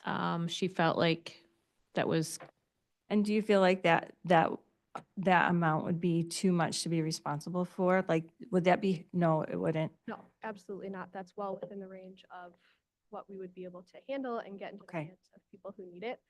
But yes, an additional amount of time to be able to consider, because we want to be as responsible and wise as possible with those funds and get them into the hands of the people who need it. So some time to consider how we could best use that and what mechanisms we would use to distribute it would be very helpful. Okay. Would it be, just a question on that, would it be possible if you were to determine it would be best to partner, for instance, with Crisis Pregnancy Center? Would that be something that you could work out between your two organizations then? Absolutely. We have done another example of something similar. We've connected with universities and partnered with them to offer scholarships for housing and education and meals for students facing unplanned pregnancy. So whether it's through a university like Hope or whether it is through another ministry like Positive Options, we absolutely would be able to steward that and ensure that through a partnership with someone, it gets into the right hands of women who need it. Okay. I might also add that Right to Life of Michigan has already paid for and conducted really well done focus groups, ad campaigns to reach this population. If there's any way, just as a member of the future board, that we are able to work with you in the future over the next 4 years, additionally to this, I would hope that you can come back and report to us that because you found these other resources already exist, didn't need to be duplicated with this funding, that maybe more of this funding could go towards like this account with Positive Options that is actually paying for housing, food security, medical care, rides, things that they need in that moment. So I see you're nodding your head yes, that you agree with that. So We're definitely planning on reaching out to organizations locally who have done that research and assessing if that gives us the full picture that we need. But as I mentioned before, our goal with these funds is to use them as responsibly as possible to help women. And so if that research is sufficient or if that minimizes the spending that we have to do on research, that is excellent. And then we will come to the Board of Commissioners with an update because we need approval if we move the funds in any way out of budget line items. But we'll always be looking towards using the money as responsibly as possible to help and reach as many women as possible. thank you. Commissioner Kleinens. Yeah, again, going back to, I agree with the idea that that 50,000 for housing support is arguably a necessity. Again, but it comes down to its dispersion in this first year. And the conversation did just pivot to, if you don't find a use for housing, could you find other ways to use it? Now it's essentially becoming very muddy. If we're going to focus on being data-driven, I believe we should afford them the opportunity to find the data and what is existing and what they need to, and what they want to sort of accumulate on their own. And then within the context of their reporting, come back and make that ask at the end of the first year, because at that point, those connections, those structures, those relationships will be established based on their increased presence in the county. And again, this is just this isn't, I'm not holding the 50 for right now, pending what we see. Because right now, everything that I've heard is anecdotal. No one said we have, I mean, other than what Commissioner Bonema put out. So until we move from anecdotal to actually, this is the need, this is the, putting that money in this pot doesn't make a lot of fiscal sense to me when we could just, I'm not saying put it off the table. I'm saying when they come back for their fourth quarterly report, this is what we've seen, this is what we're gonna do with it, let's do that. That's the only thing I'm saying why I have issues with making this addition to the budget. Thank you. I guess I would add that just speaking personally, as you're meeting with people and as your team is and collecting data, I would personally like you to be able to say, okay, and we have resources to help you with that. So I do think we need to be, seeking that data and information, but I just personally speaking, would love to see that that terminology that Commissioner Bonema had said, where the resources are available to go directly to the individual. I'd like that to be available. So I'll still vote yes on this one. Anything additional on this? This is the amendment that Commissioner Rhodey made to add a housing and resources line item. Right. Could we go to the clerk for a vote on that? Mr. Bergman, Yes. Mr. Zylstra, Yes. Mr. Belknap, Yes. Ms. Cosby, Mrs. Curran, Yes. Mr. Kleinians, No. Mrs. Rhodey, Yes. Mrs. Medema, Yes. Mr. Bonema, Yes. Mrs. Wenzel, Yes. Mr. Moss, Yes. motion passes. Thank you. I'll note that if passed as amended, then the agreement has a few spots where the numbers will be updated from, like the 177, 270 to 222, 770, and we'll make sure that that gets updated appropriately. Is there any other discussion on the main motion, which was to approve this? And I could read it again. I'll just read it for clarity. So to approve and authorize the board chairperson and clerk to sign an agreement with Protect Life Michigan for pregnancy resources and to appropriate a grant for pregnancy resources assistance to Protect Life Michigan in the amount of $227,270 per year for 2 years out of the board initiatives for a total of $445,540. Thank you. As amended. If there's no additional, then we will go to the clerk for a vote. Okay, Mr. Zylstra, No. Mr. Bergman, Yes. Mr. Kleinians, No. Mr. Belknap, Yes. Ms. Cosby, Yes. Mrs. Medema, Yes. Mr. Bonema, Yes. Mrs. Rhodey, Yes. Mrs. Curran, Yes. Mrs. Wenzel, Yes. Mr. Moss, Yes. motion passes. Okay, great. Thank you, Rebecca. Thank you for your time. Yep, thank you very much. All right, we are up to some consent items. I am wondering if anyone would like to take a quick recess for a bathroom break. Yes, is there a motion for, So moved to take a short recess. okay, Second. support, all in favor, please say aye.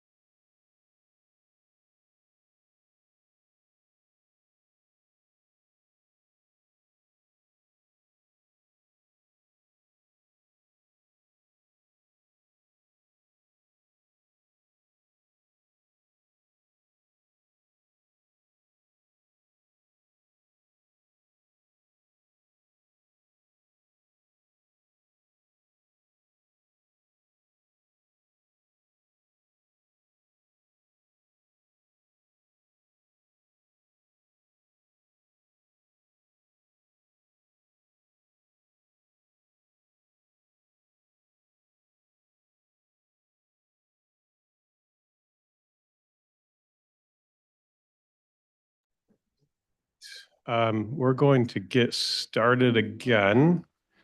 I'd like to, before we get started, I'd like to thank our Fiscal Services Director for catching a number transposition.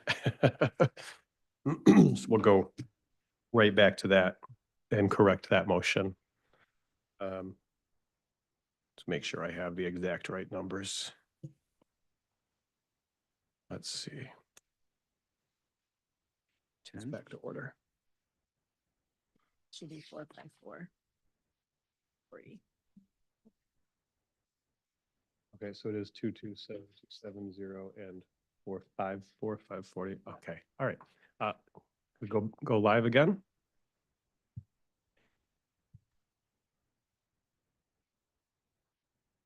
Are we live? Okay, great. Thanks. Call us back to order. Was just notified that I transposed a number in that last motion. So I'd like to go back and reconsider it to correct it so we have the right number. The accurate motion is to approve and authorize the board chairperson and clerk to sign an agreement with Protect Life Michigan for pregnancy resources and to appropriate a grant for pregnancy resources assistance to Protect Life Michigan in the amount of $227,270 per year for 2 years out of board initiatives for a total of $454,540. So if we could go back to the clerk on that, just so we have the correct numbers. Wait, can you read that again? Yeah, I transposed the number. So I said 445, it should be 454. So originally it would have been 354. Yes. 345. But the error was first time around. Yes, the error was the first time Okay, around. great, great. Yeah, I made, Okay. yeah, thank you. So could I get a second on that motion, please? Second. Thank you. Any additional discussion? Essentially just the transposition. Okay, thank you. It'll be a brand new roll call, so it'll be in a different order. Okay, folks? Thank you. Mr. Kleinans, No. Ms. Cosby, Yes. Mrs. Medema, Yes. Mrs. Curran, Yes. Mrs. Rhodey, Yes. Mr. Zylstra, Yes. Mrs. Wenzel, Yes. Mr. Belknap, Yes. Mr. Bonema, Yes. Mr. Bergman, Yes. Mr. Moss. Yes. Motion passes. Thank you. All right, up next are our consent items. I had a list of them and now I don't know where I put it.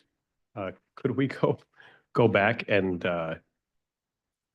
grab that either from the clerk or from W was the first one. W was the first one. Okay. And then it pretty much went. And then Commissioner Zylstra asked for several.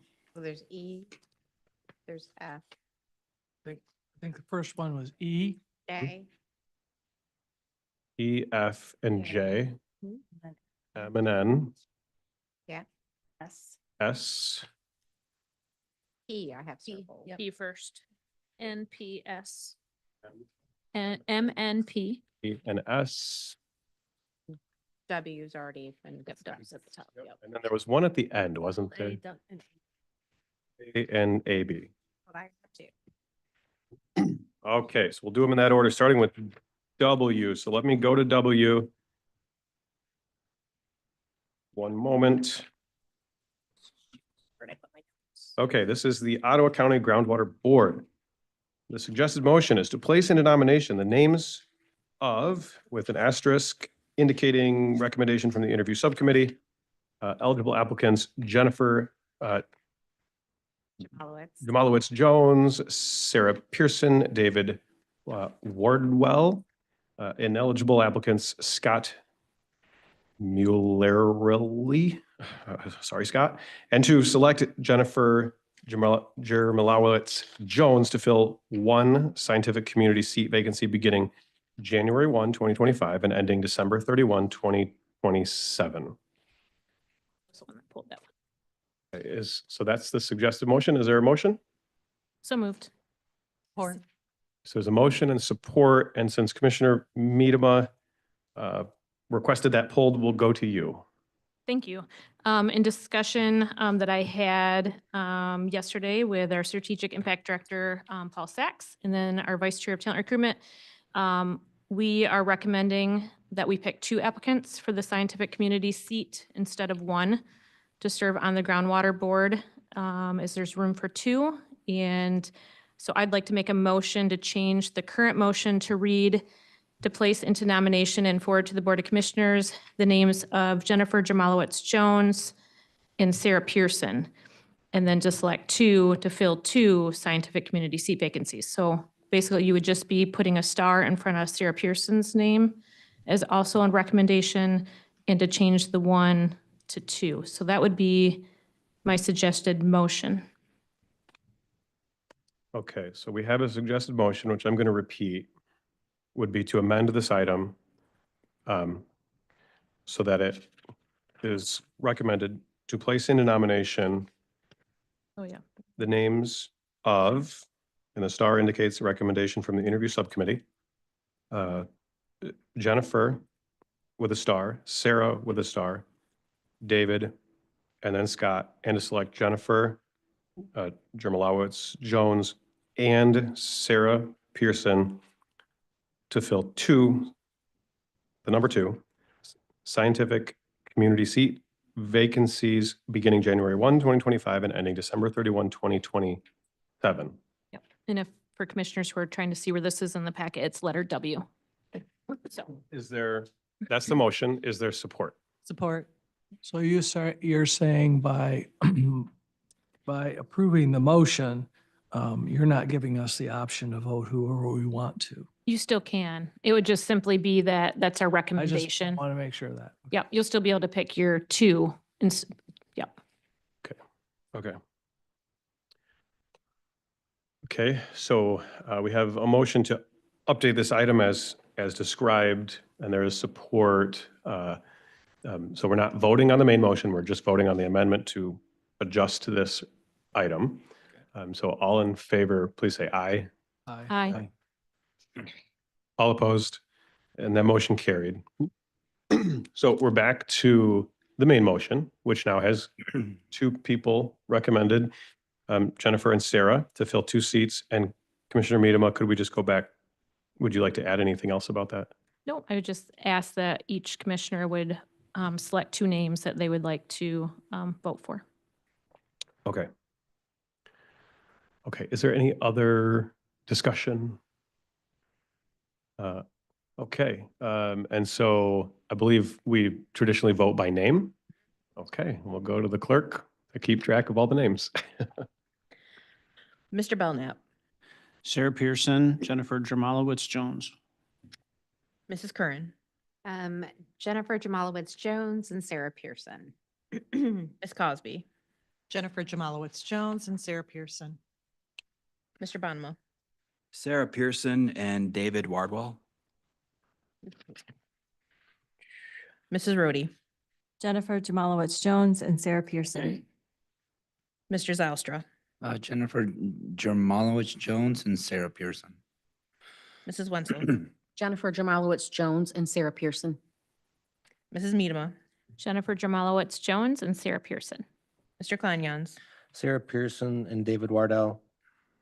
Mr. Bergman, Sarah Pearson and David Wardwell. Mr. Moss, Jennifer and Sarah. Jennifer and Sarah move forward. Okay, thank you. All right, up next, we have item E. Which one? E, Is an Edward? Edward, and Commissioner Zylstra, did you pull that That one was off? Commissioner Bergman. Commissioner Bergman, could you go ahead and address Commission, I'm gonna read the suggested motion. We'll go to you next on it. The suggested motion is to place into nomination the names of, with a star indicating recommendation from the interview subcommittee, eligible applicants Jared Skidema, Joel Studebaker, and Dan Winarski, and also Robert DeVries, and to select Jared Skidema, Joel Studebaker, and Dan Winarski to fill 3 member seat vacancies beginning January 1, 2025 and ending December 31, 2027. Is there a motion? So moved. Second. Motion and support. Commissioner Bergman? I just pulled it off because I want to vote on it. Okay, wonderful. Any other discussion, or we could go to the clerk for a vote? Okay. Mr. Belknap, Jared Skaidema, Joel Studebaker, Dan Winiarski. Mrs. Curran, Jared Skidema, Dan Winarski, and Robert DeVries. Ms. Cosby, Jared Skidema, Joel Studebaker, and Dan Winarski. Mr. Bonema, Jared Skidema, Dan Winiarski, and Robert DeVries. Mrs. Rhodey, Jared Skidema, Joel Studebaker, and Dan Winarski. Mr. Zylstra, Jared Skidema, Joel Studebaker, and Dan Winarski. Mrs. Wenzel, Jared Skidema, Joel Studebaker, Dan Winarski. Mrs. Medema, Jared Skidema, Joel Studebaker, and Dan Winarski. Mr. Kleinjans, Jared Skaidema, Joel Studebaker, Dan Winiarski. Mr. Bergman, Jared Skaidema, Joel Studebaker, and Robert DeVries. Mr. Moss. Jared Skaidema, Joel Studebaker, and Dan Winiarski. All right, Mr. Skidema, Studebaker, and Winarski have moved forward. Okay, thank you. All right, let's see. Up next, I believe we have F as in Frank, the Ottawa County Community Action Agency Advisory Board suggested motion to place in a nomination the names of, with a star indicating a recommendation from the interview subcommittee, Allison L. Casabgui, Alexandra Darland, Randy Quartering, Susan Olette, Cynthia Skolton, Larry Jackson, Peter Visar, and to select Allison L. Casabgui to fill one private sector seat beginning January 1, 2025 and ending December 31, 2027. Is there a motion? So moved. Second. Motion and support. Commissioner Zylstra, was That this was for- mine, yeah, for sure. You know, I have talked to the chair of talent recruitment about this and, you know, I guess for me, I'm unsure what happened with the subcommittee interviews. But, you know, from my point of view, I see the editorializing next to Larry Jackson's name just unnecessary, and I just don't see the need for that. I don't think we've ever really described why folks may be ineligible, and I don't even know if that explanation makes them ineligible. But I just make a motion to remove the line behind Larry Jackson's name, no show, no explanation, November 7. Motion, is there support? Support. The motion and support from Commissioner Medema. Commissioner Medema, do you have any additional? I just wanted to say I really respected the dialogue back and forth that we had yesterday, Commissioner Zylstra. And I would agree. I would be in agreement with striking it. Just for clarity, the reason why it was initially on there is in the past, we've always had ineligible applicants and they were ineligible simply because they didn't meet qualifications for boards and committees that they were seeking to serve. And I was just trying to show that if someone had looked at the applicant's information, it wasn't that he wasn't qualified to serve. It was just simply that there was not an interview taking place. So anyway, I just wanted to have Yes, transparency I in that. totally So- understand your Yep. desire to have more information. I just think at this case. Yep. But I am in support of striking that one as well as when we get to the other ones. Okay, appreciate it. Thank you. Okay, so the current motion is just to strike that language after Larry Jackson's name. All in favor, please say aye. Aye. Hi. Okay, that motion carried. We're back to the main motion, which would allow, bring us to a vote. Are there any other comments before we go to the clerk? You'd be selecting one. Let's go to the clerk. Right. Mr. Belknap, Allison L. Casabaghi. Mrs. Curran, Allison L. Kasabagi. Ms. Cosby, Allison L. Kasabagi. Mr. Bonema, Allison E., please. Mrs. Rhodey, Allison L. Kasabagi. Mr. Zylstra, Allison L. Kazabi. Mrs. Wenzel, Allison L. Kasabgi. Mrs. Medema, Allison. Mr. Kleinjans, Allison Al Kasabi. Mr. Bergman, Allison? and Mr. Moss. Allison. Allison has it. Okay, thank you very much. Moving on, we're going to J.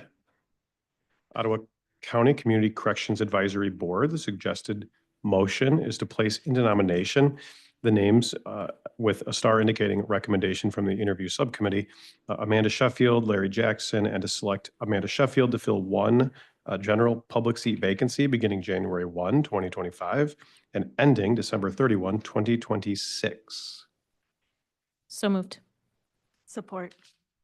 Okay, motion and support. Commissioner So Zauster. I just want to ask you, Allison, 7J, 7M, 7S, 7AB, all the same issue.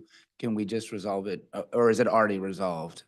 As I far think as- we only voted once. I'm good with removing all of them. If we can do that with one motion, that'd be great. Okay, then I'll make one motion to remove the remaining tags. Mhm. All right, thank you.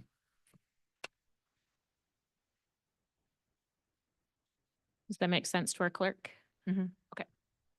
Okay, motion to remove the comments on the other items. And there was support from Commissioner Miedema. Okay, any other? Support from Commissioner Baumann. Oh, support from Commissioner Bonema? Yep. Thank you. All right, and with no more discussion, then let's go to the clerk for a vote on that. We're gonna roll call for this motion for Yes, removing. no. Actually, no, let's just, I'll just ask the board, all in favor of removing those comments, please say aye. Aye. All opposed, and that motion carried. Okay, any additional discussion on J, or we'll go ahead and take a vote on J? Let's go to the clerk. Mr. Belknap, Amanda Sheffield? Mrs. Curran, Amanda Sheffield, Ms. Cosby, Amanda Sheffield. Amanda Sheffield. Mrs. Rhodey, Amanda Sheffield. Mr. Zalstra, Amanda Sheffield. Mrs. Wenzel, Amanda Sheffield, Mrs. Miedema, Amanda Sheffield. Mr. Kleinjans, Amanda Sheffield. Mr. Bergman, Amanda? Mr. Moss, Amanda. and Amanda moves forward. All right, wonderful, thank you. Next up would be M. The Ottawa County Community Mental Health Board. The suggested motion is to place into nomination the names with a star indicating recommendation from the interview subcommittee. Peggy Fackler, Robert Davis, Deborah Dieter, Leah Fountain, Mark Stephenson, Melissa Worthen, Michaela Pastor, and to select Peggy Fackler to fill one member seat K vacancy beginning November 7, 2024 and ending March 31 of 2027. So moved. Support. There's a motion and support. Is there any discussion around this one? We'll go to the clerk for a vote and a vote for one person. Mr. Belknap, Peggy Fackler? Mrs. Curran, Peggy Fackler, Ms. Cosby, Peggy Fackler. Bonema, Peggy Fackler. Mrs. Rhodey, Peggy Fackler. Mr. Zalstra, Peggy Fackler. Mrs. Wenzel, Peggy Fackler, Mrs. Miedema, Peggy Fackler. Mr. Kleinjans, Peggy Fackler. Mr. Bergman, Peggy? and Mr. Moss. Peggy. Peggy. Thank you. We'll go to N. Also, Ottawa County Community Mental Health Board. The suggested motion is to place into nomination the names with a star indicating a recommendation from the interview subcommittee. Robert Davis, Ryan Atema, Judith Cohen, Christy Druger, Deborah Dieter, Peggy Fackler, Leah Fountain, Mark Stevenson, and Vani Vanderswag, and to select Robert Davis to fill one member seat L vacancy beginning May 28, 2024 and ending March 31, 2026. so moved. Board, motion and support. Any discussion on this item? Or we'll go to Commissioner Bonema. Yeah. I remember when this first took place, there was some discussion as to Ms. Vanderswag was upset or feeling like she wasn't allowed to have a chance to be added into consideration for this. And her issue was that she did apply. She has email receipts. I understand there's been some back and forth on the technical difficulties, but she was the well-serving outgoing chair of this committee. And this board was very empathetic to her. I remember hearing support from Commissioners Cosby and potentially even Miedema and others saying that should there be another opportunity in the future, we would certainly open this back up and work to find a way to get you back on the board. Here is that opportunity for you to make good on what you said you would do. So I would ask you to reconsider bringing a well-serving and experienced, it's been well documented, her experience and the lack of experience that currently exists on the board, to bring Vonnie back to be heard on this very important board. Commissioner Miedema? I would like to just provide some clarification, just a reminder that it was not due to a technical error on the county's part. It was unfortunately due to Vonnie's error.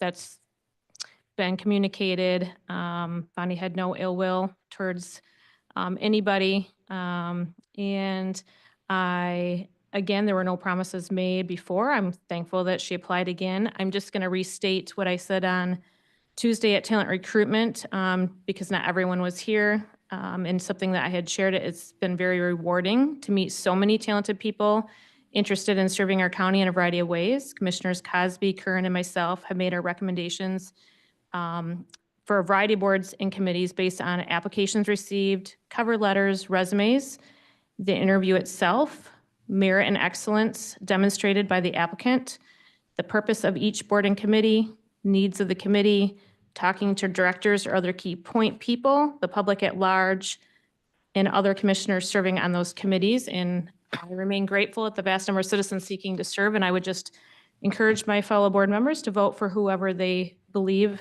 they would like to vote for to serve on the board at this time. Anyone else? Okay, we could go to the clerk for a vote and voting for one person. Mr. Belknap, Robert Davis. Mrs. Curran, Robert Davis. Ms. Cosby, Robert Davis. Mr. Bonema, Vonnie Vanderswag. Mrs. Rhodey, Robert Davis. Mr. Zelstra, Vonnie Vanderswag.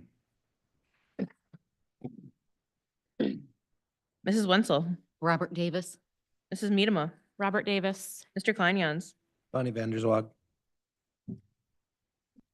Mr. Bergman, Levon Vanderswag. and Mr. Moss. Robert Davis. Mr. Davis moves us forward. Okay, let's move. Thank you. Let's move to P, Ottawa County Economic Development Corporation and Brownfield Redevelopment Authority.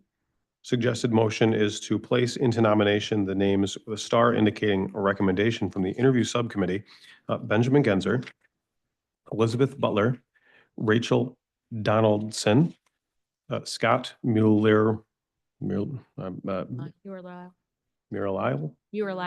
Muralile, thank you. Mhm. Ann Sailors, Cynthia Skolton, and to select Benjamin Genzer to fill one director seat vacancy beginning January 1, 2025 and ending December 31, 2030. Is there a motion? So moved. Second. Motion and support. Is there any discussion? Yes, sir. Commissioner Bergman? My feeling is that we should look for people that are at least have some qualifications in this spot. And Elizabeth Butler has been on the Brownfield Board, several of them before. She's also been on the Economic Development Corporation, and the others have not. And I think we should go with qualified people rather than people that are not qualified. Thank you. Thank you. Anything additional? We'll go to the clerk for a vote and voting for one. Okay. Mr. Belknap, Benjamin Genzer. Mrs. Curran, Benjamin Gensner. Ms. Cosby, Ben Genzer. Mr. Bonema, Ben Genzer. Mrs. Rhodey, Ben Genzer. Mr. Zylstra, And Salyers.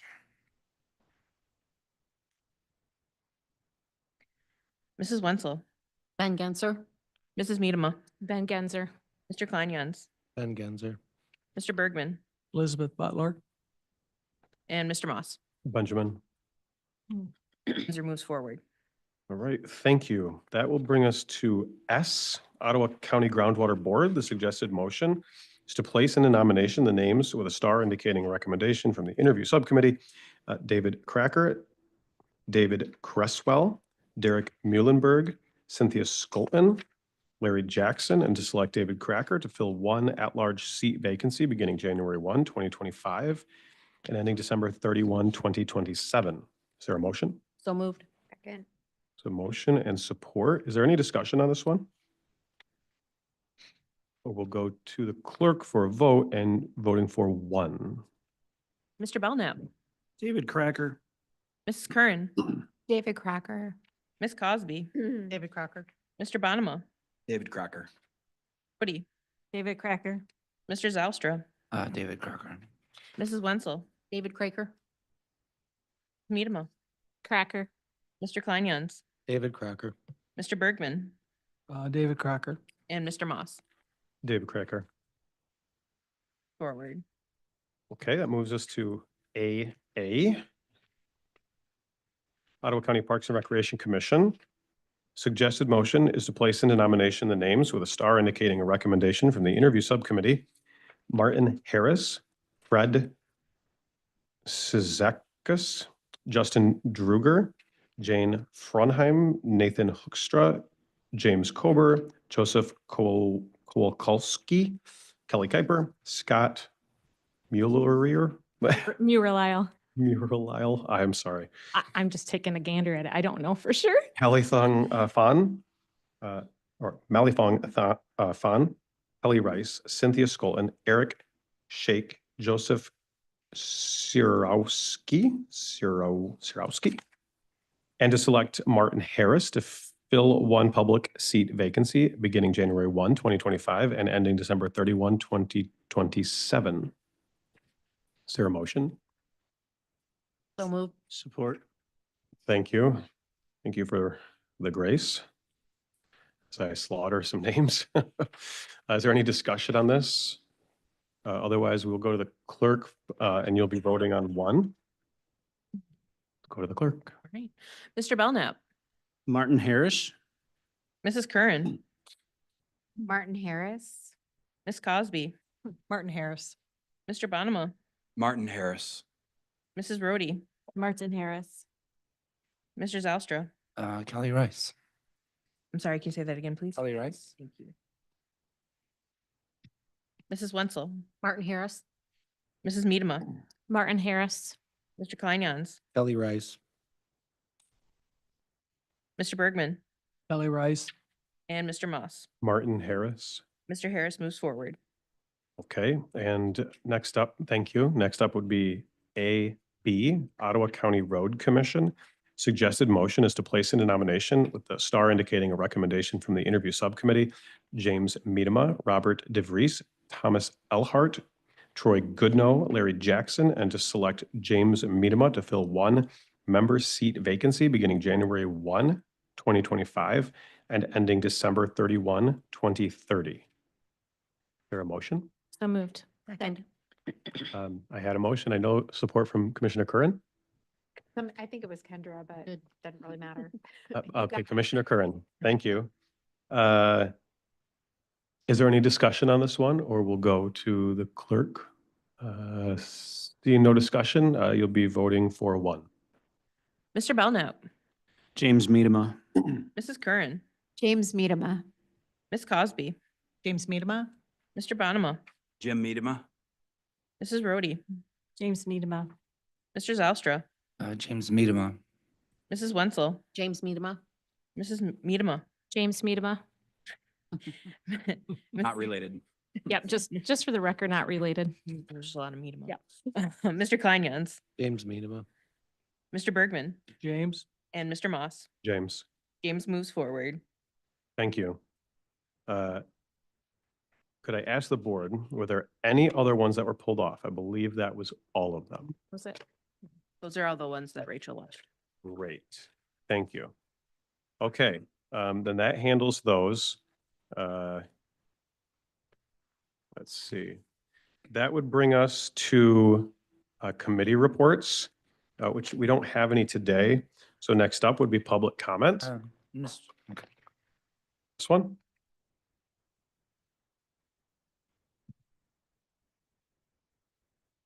No, I'm sorry. Oh, okay. Next up would be public comment.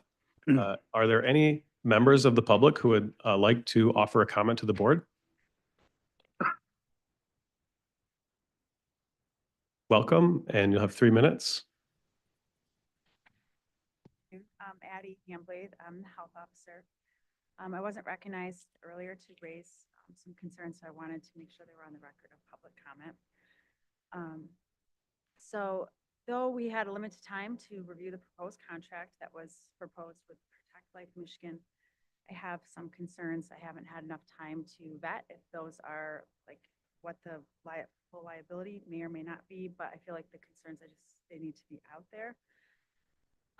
So Ottawa County, we're a Title X provider. The county, through the Department of Public Health, administered by the health officer, has a statutory duty under the Michigan Public Health Code to provide non-coercive and factual family planning and pregnancy management information to a client who requests it. The client may request not to receive any information about particular options as well. The contract with Protect Life Michigan raises concern for potential conflict with these statutory duties. Given the vague nature of the work plan, the partner agency's website was what was necessary to review for what their work is. The website demonstrates that the activities of Protect Life Michigan are not aligned with the expressly stated statutory requirements of the county, and in fact may be in direct conflict with the duty to present neutral factual information in a non-coercive manner. So the Department of Public Health has a duty under the law to provide services without subjecting individuals to any coercion to accept services or to employ or not employ any particular methods of family planning or pregnancy management.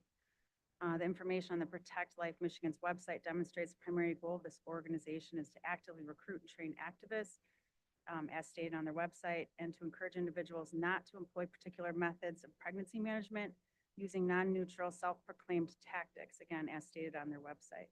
It appears that these stated goals and advertised strategies, that the education outreach provided by Protect Life Michigan be in direct conflict with the law's non-coercion requirement.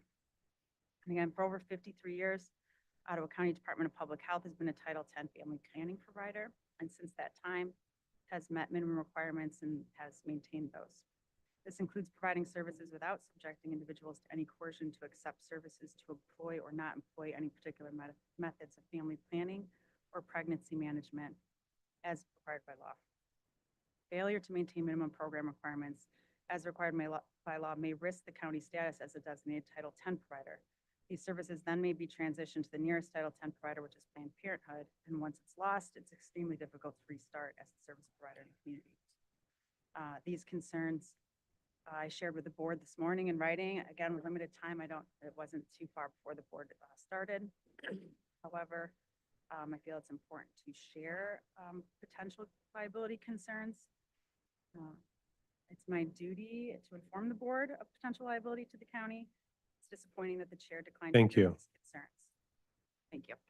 Is there anyone else who would like to address the board in person? Welcome. Hey, Hanson, Springland. Hey, could one of the metrics for Protect Michigan be the number of condoms provided to college students? Just curious. If you know, you know. I want to take a moment to thank Commissioner Bergman for his commitment over the past 2 years. His dedication to reason, integrity, transparency, and good governance has provided a much-needed counterbalance during Ottawa Impact's reign. The same goes for Commissioners Zylstra, Kleinens, and Monmouth. Thank you. Unfortunately, today we've seen yet another example of how Ottawa Impact's incompetence continues to cost the county. The decision to bring individuals like Wetmore and Epperson into our county has proven disastrous, and now taxpayers are footing the bill for hush money in the form of severance packages to avoid litigation. It seems handouts are only acceptable to Joe Moss and his friends when they are labeled as severance and serve their own interests and those of their cronies.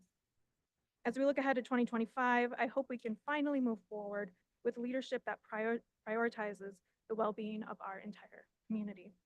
Thank you again, Commissioner Bergman, for being a source of stability and integrity throughout it all. Have a Merry Christmas and a Happy New Year. Thank you. Is there anyone else in person who would like to address the board?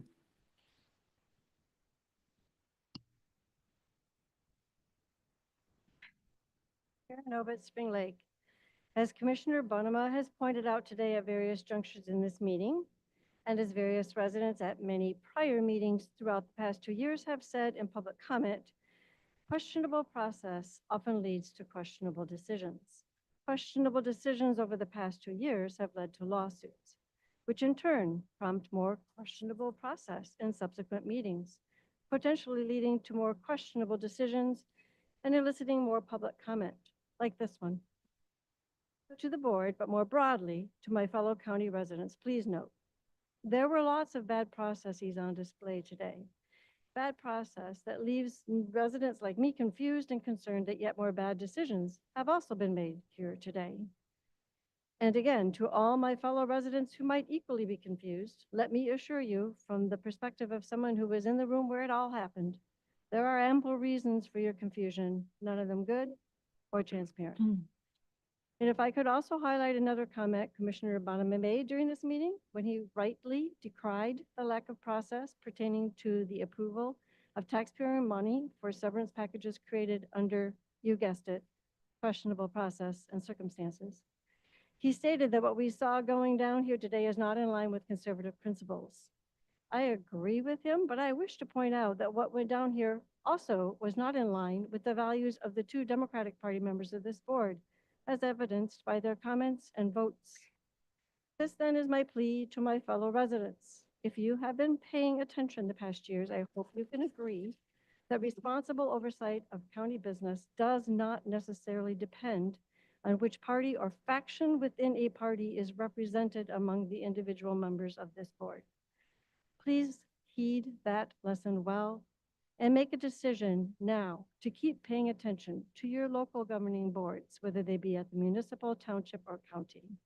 And then when it comes to casting your votes for those candidates whose names you find on the partisan portion of your ballot in the next election cycle, please consider researching the available candidates on their individual merits and make your choice for whoever you judge to be the best candidate with no mind paid to which side of the ballot their name appears. Thank you. Thank you. Is there any additional public comment in person?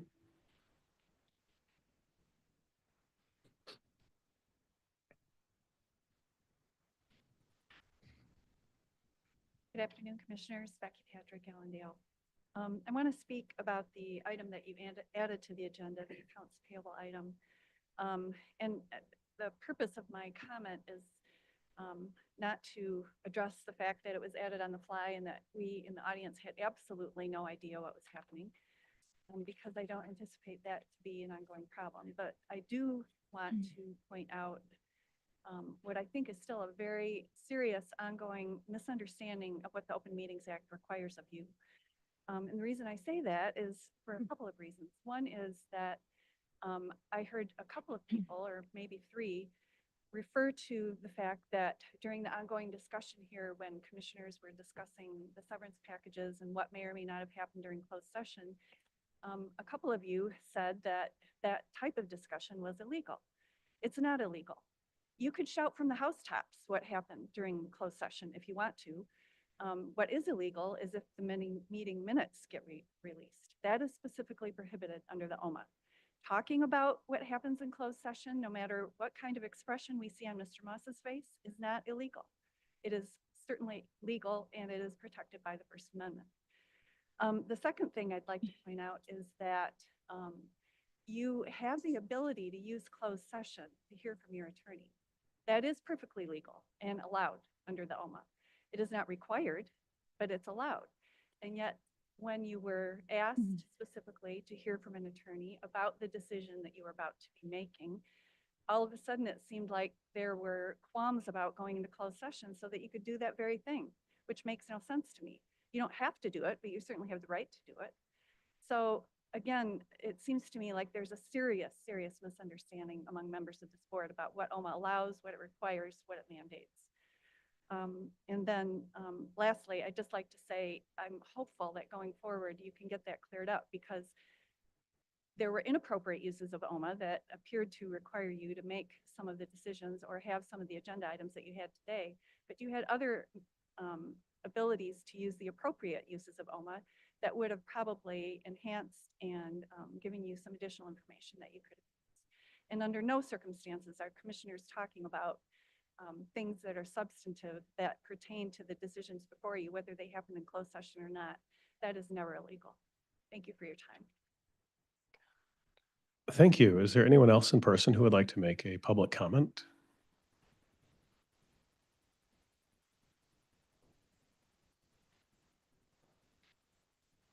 Hello, Aaron Jacob Hagner, Jamestown Township, Precinct 1. On light of the gloomy, negative, I'll just leave it at that. Comments that before me, I'd like to bring some positivity and thank the board and everyone on board. Everyone has a place. So thank the board. Thank you guys for the last few years. Really appreciate it. I know your constituents do. It's Christmas time. We look forward to celebrating the birth of our Lord and Savior, Jesus Christ, and spending time with family and friends. So God bless you all. Have a Merry Christmas. And again, just really appreciate all the good work that was done here. So God bless you. Thank you. Is there anyone else in person who would like to make a public comment?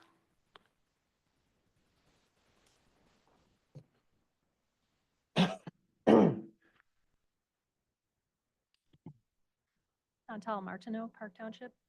I would also like to thank particularly the outgoing members of the board for their service.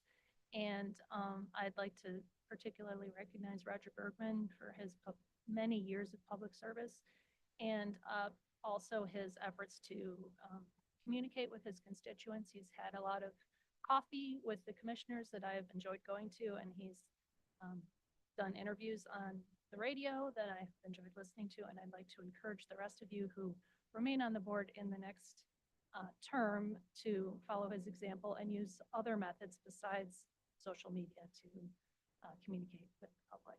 Thanks a lot. Thank you. Is there anyone else who would like to offer a public comment? Is there anyone online who would like to? There's two online. Michael Wetmore is the first one. And he can speak. Hey, I'd just like to, yep, can you hear me? We can. Could you please introduce yourself Hi, and where you vote? I'm Michael Wetmore. I live in Grand Ledge. I'm Ben's wife.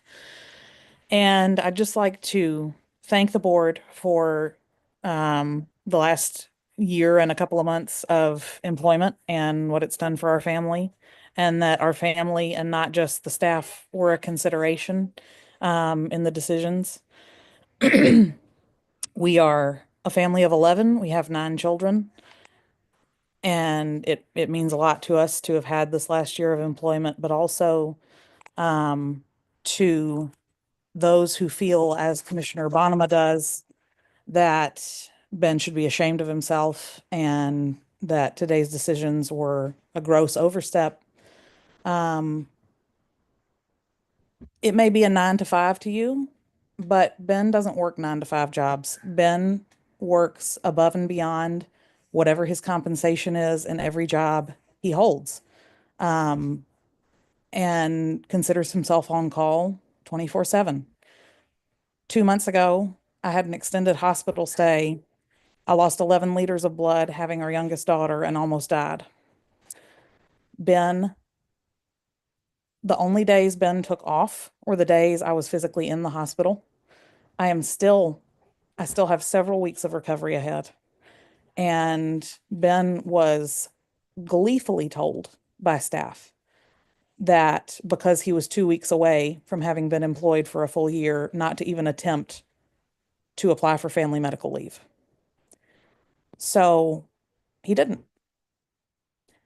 And I think it speaks to his integrity and how he serves to the fullest any job he has, and in particular Ottawa County, as he has been administrator with no deputy under him. And, you know, very little staffing that were willing to work with him. So I'd just like to put to bed any concern that this is gross compensation for what our family has endured and for the work and time and effort that Ben has put in. It's a 3-hour commute for him every day. We live an hour and a half away. And most days he is the last person in the building for several hours. So I feel the county has been served well, and we are grateful for that. And again, I'd just like to thank the current board and Chairman Moss. Thank you. Thank you. The second person online is Joseph McCarter.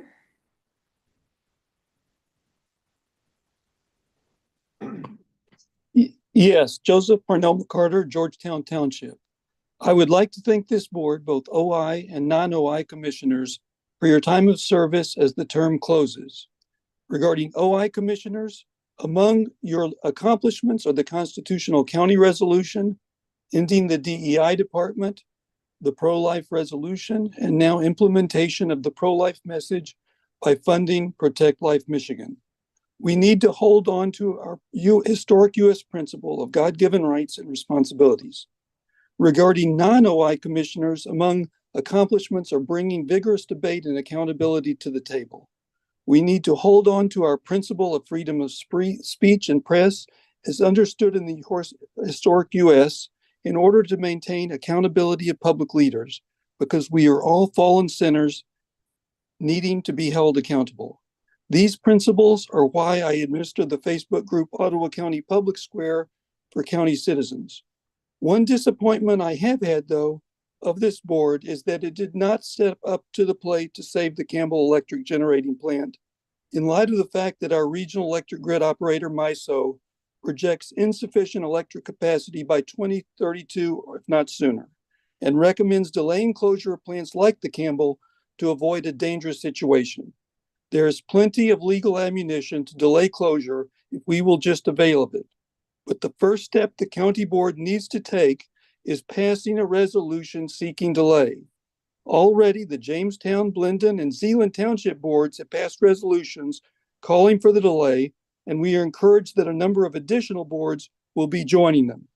Furthermore, many local political leaders representing us in Lansing and Washington have indicated their concern with 2025 closure of the Campbell, including Representatives Heisinger, Meerman, Victory, and Slug. I hope the board in the coming new term will take up this common sense cause of delaying the closure of the Campbell, which provides reliable, affordable, and environmentally safe electric for 1 million regional residents. For those concerned about atmospheric carbon dioxide, there is always the option of carbon sequestration. At this time, we need both coal and gas as our baseload electric for energy security. The Campbell is worth billions of dollars and brings many benefits, including tax revenues and jobs. Check out savethecampbell.com for more information. I appreciate all this board has done. You put in a lot of time and effort, and I appreciate all the vigorous debate.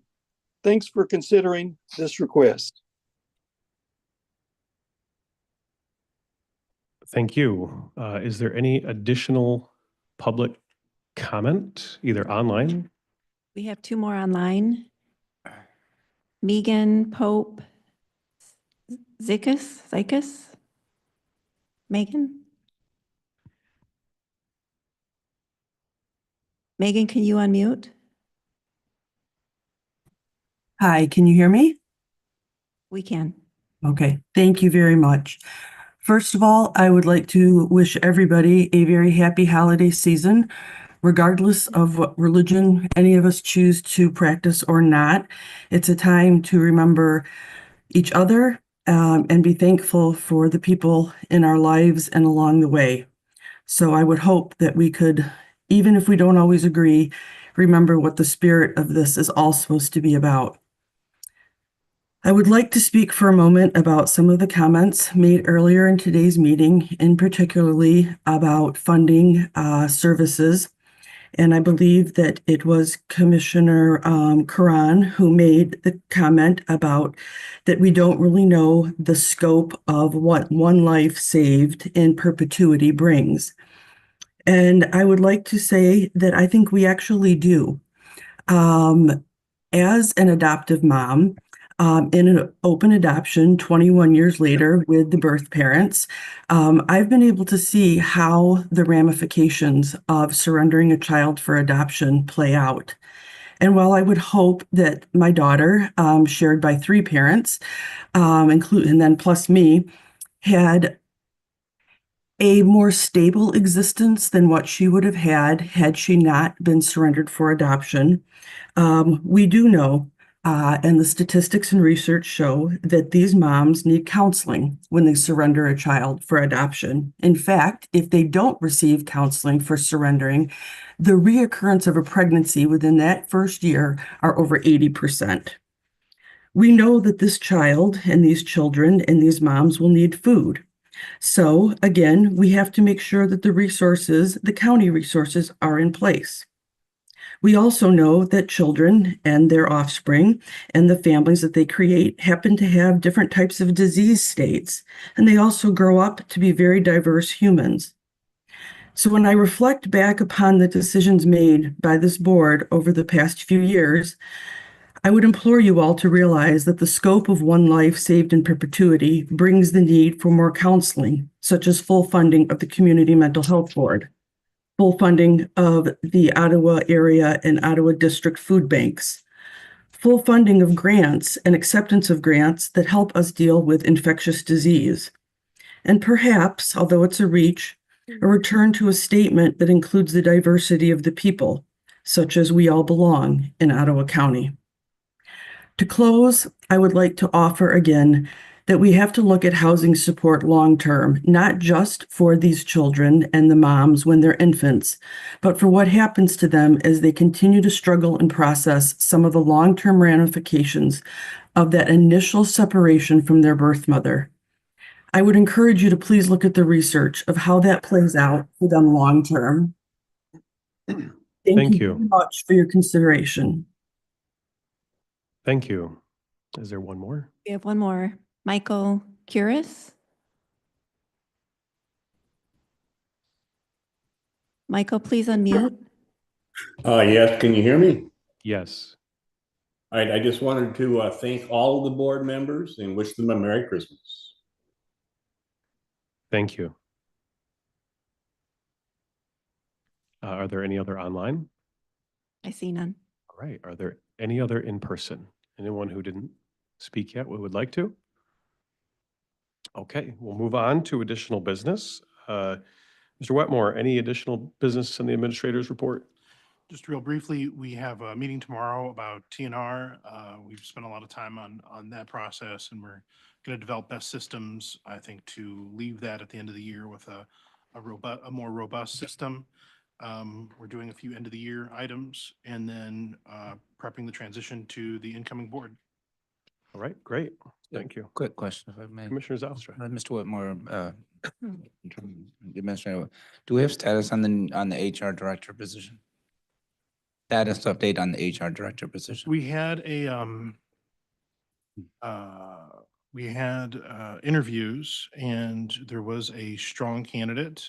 He's here with us today.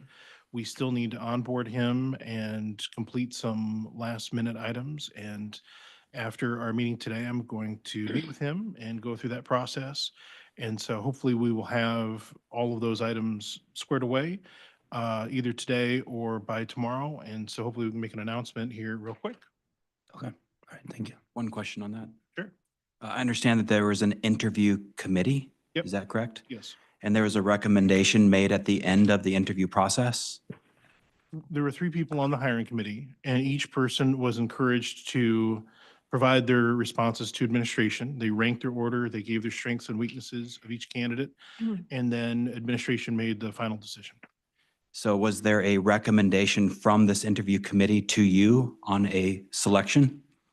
There were ranked orders of what each person thought, and the HR representative also provided their thoughts on the matter. All those were taken into consideration, and we made a decision. Did you select who the committee recommended to you? There wasn't a committee vote. The committee ranked their order and gave their strengths and weaknesses. Based on that, you could clearly see who was in the first place then. Well, Did you go with that selection that the committee came to? Excuse me, Administrator Wetmore. Yes. Is a little outside my realm, but is any of this? I'm a commissioner asking my employee, the outgoing Commissioner administrator, Bonham, I'm just asking. a about the question, process by which he chose the incoming HR director. which he has explained. I'm just No, I've asking not a heard the question. answer to my question. You just cut him off.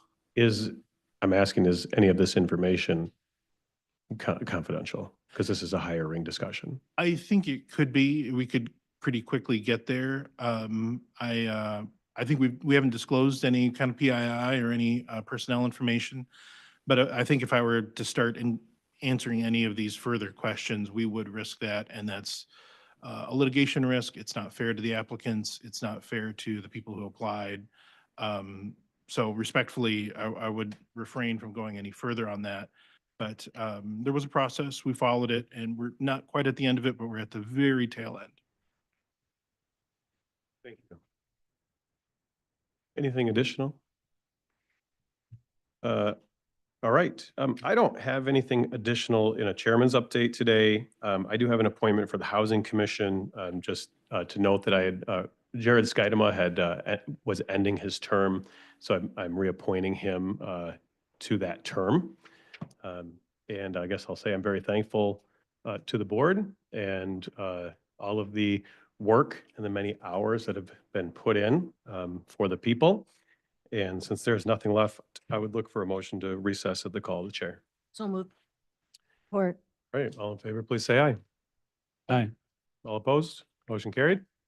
And Merry Christmas, everyone.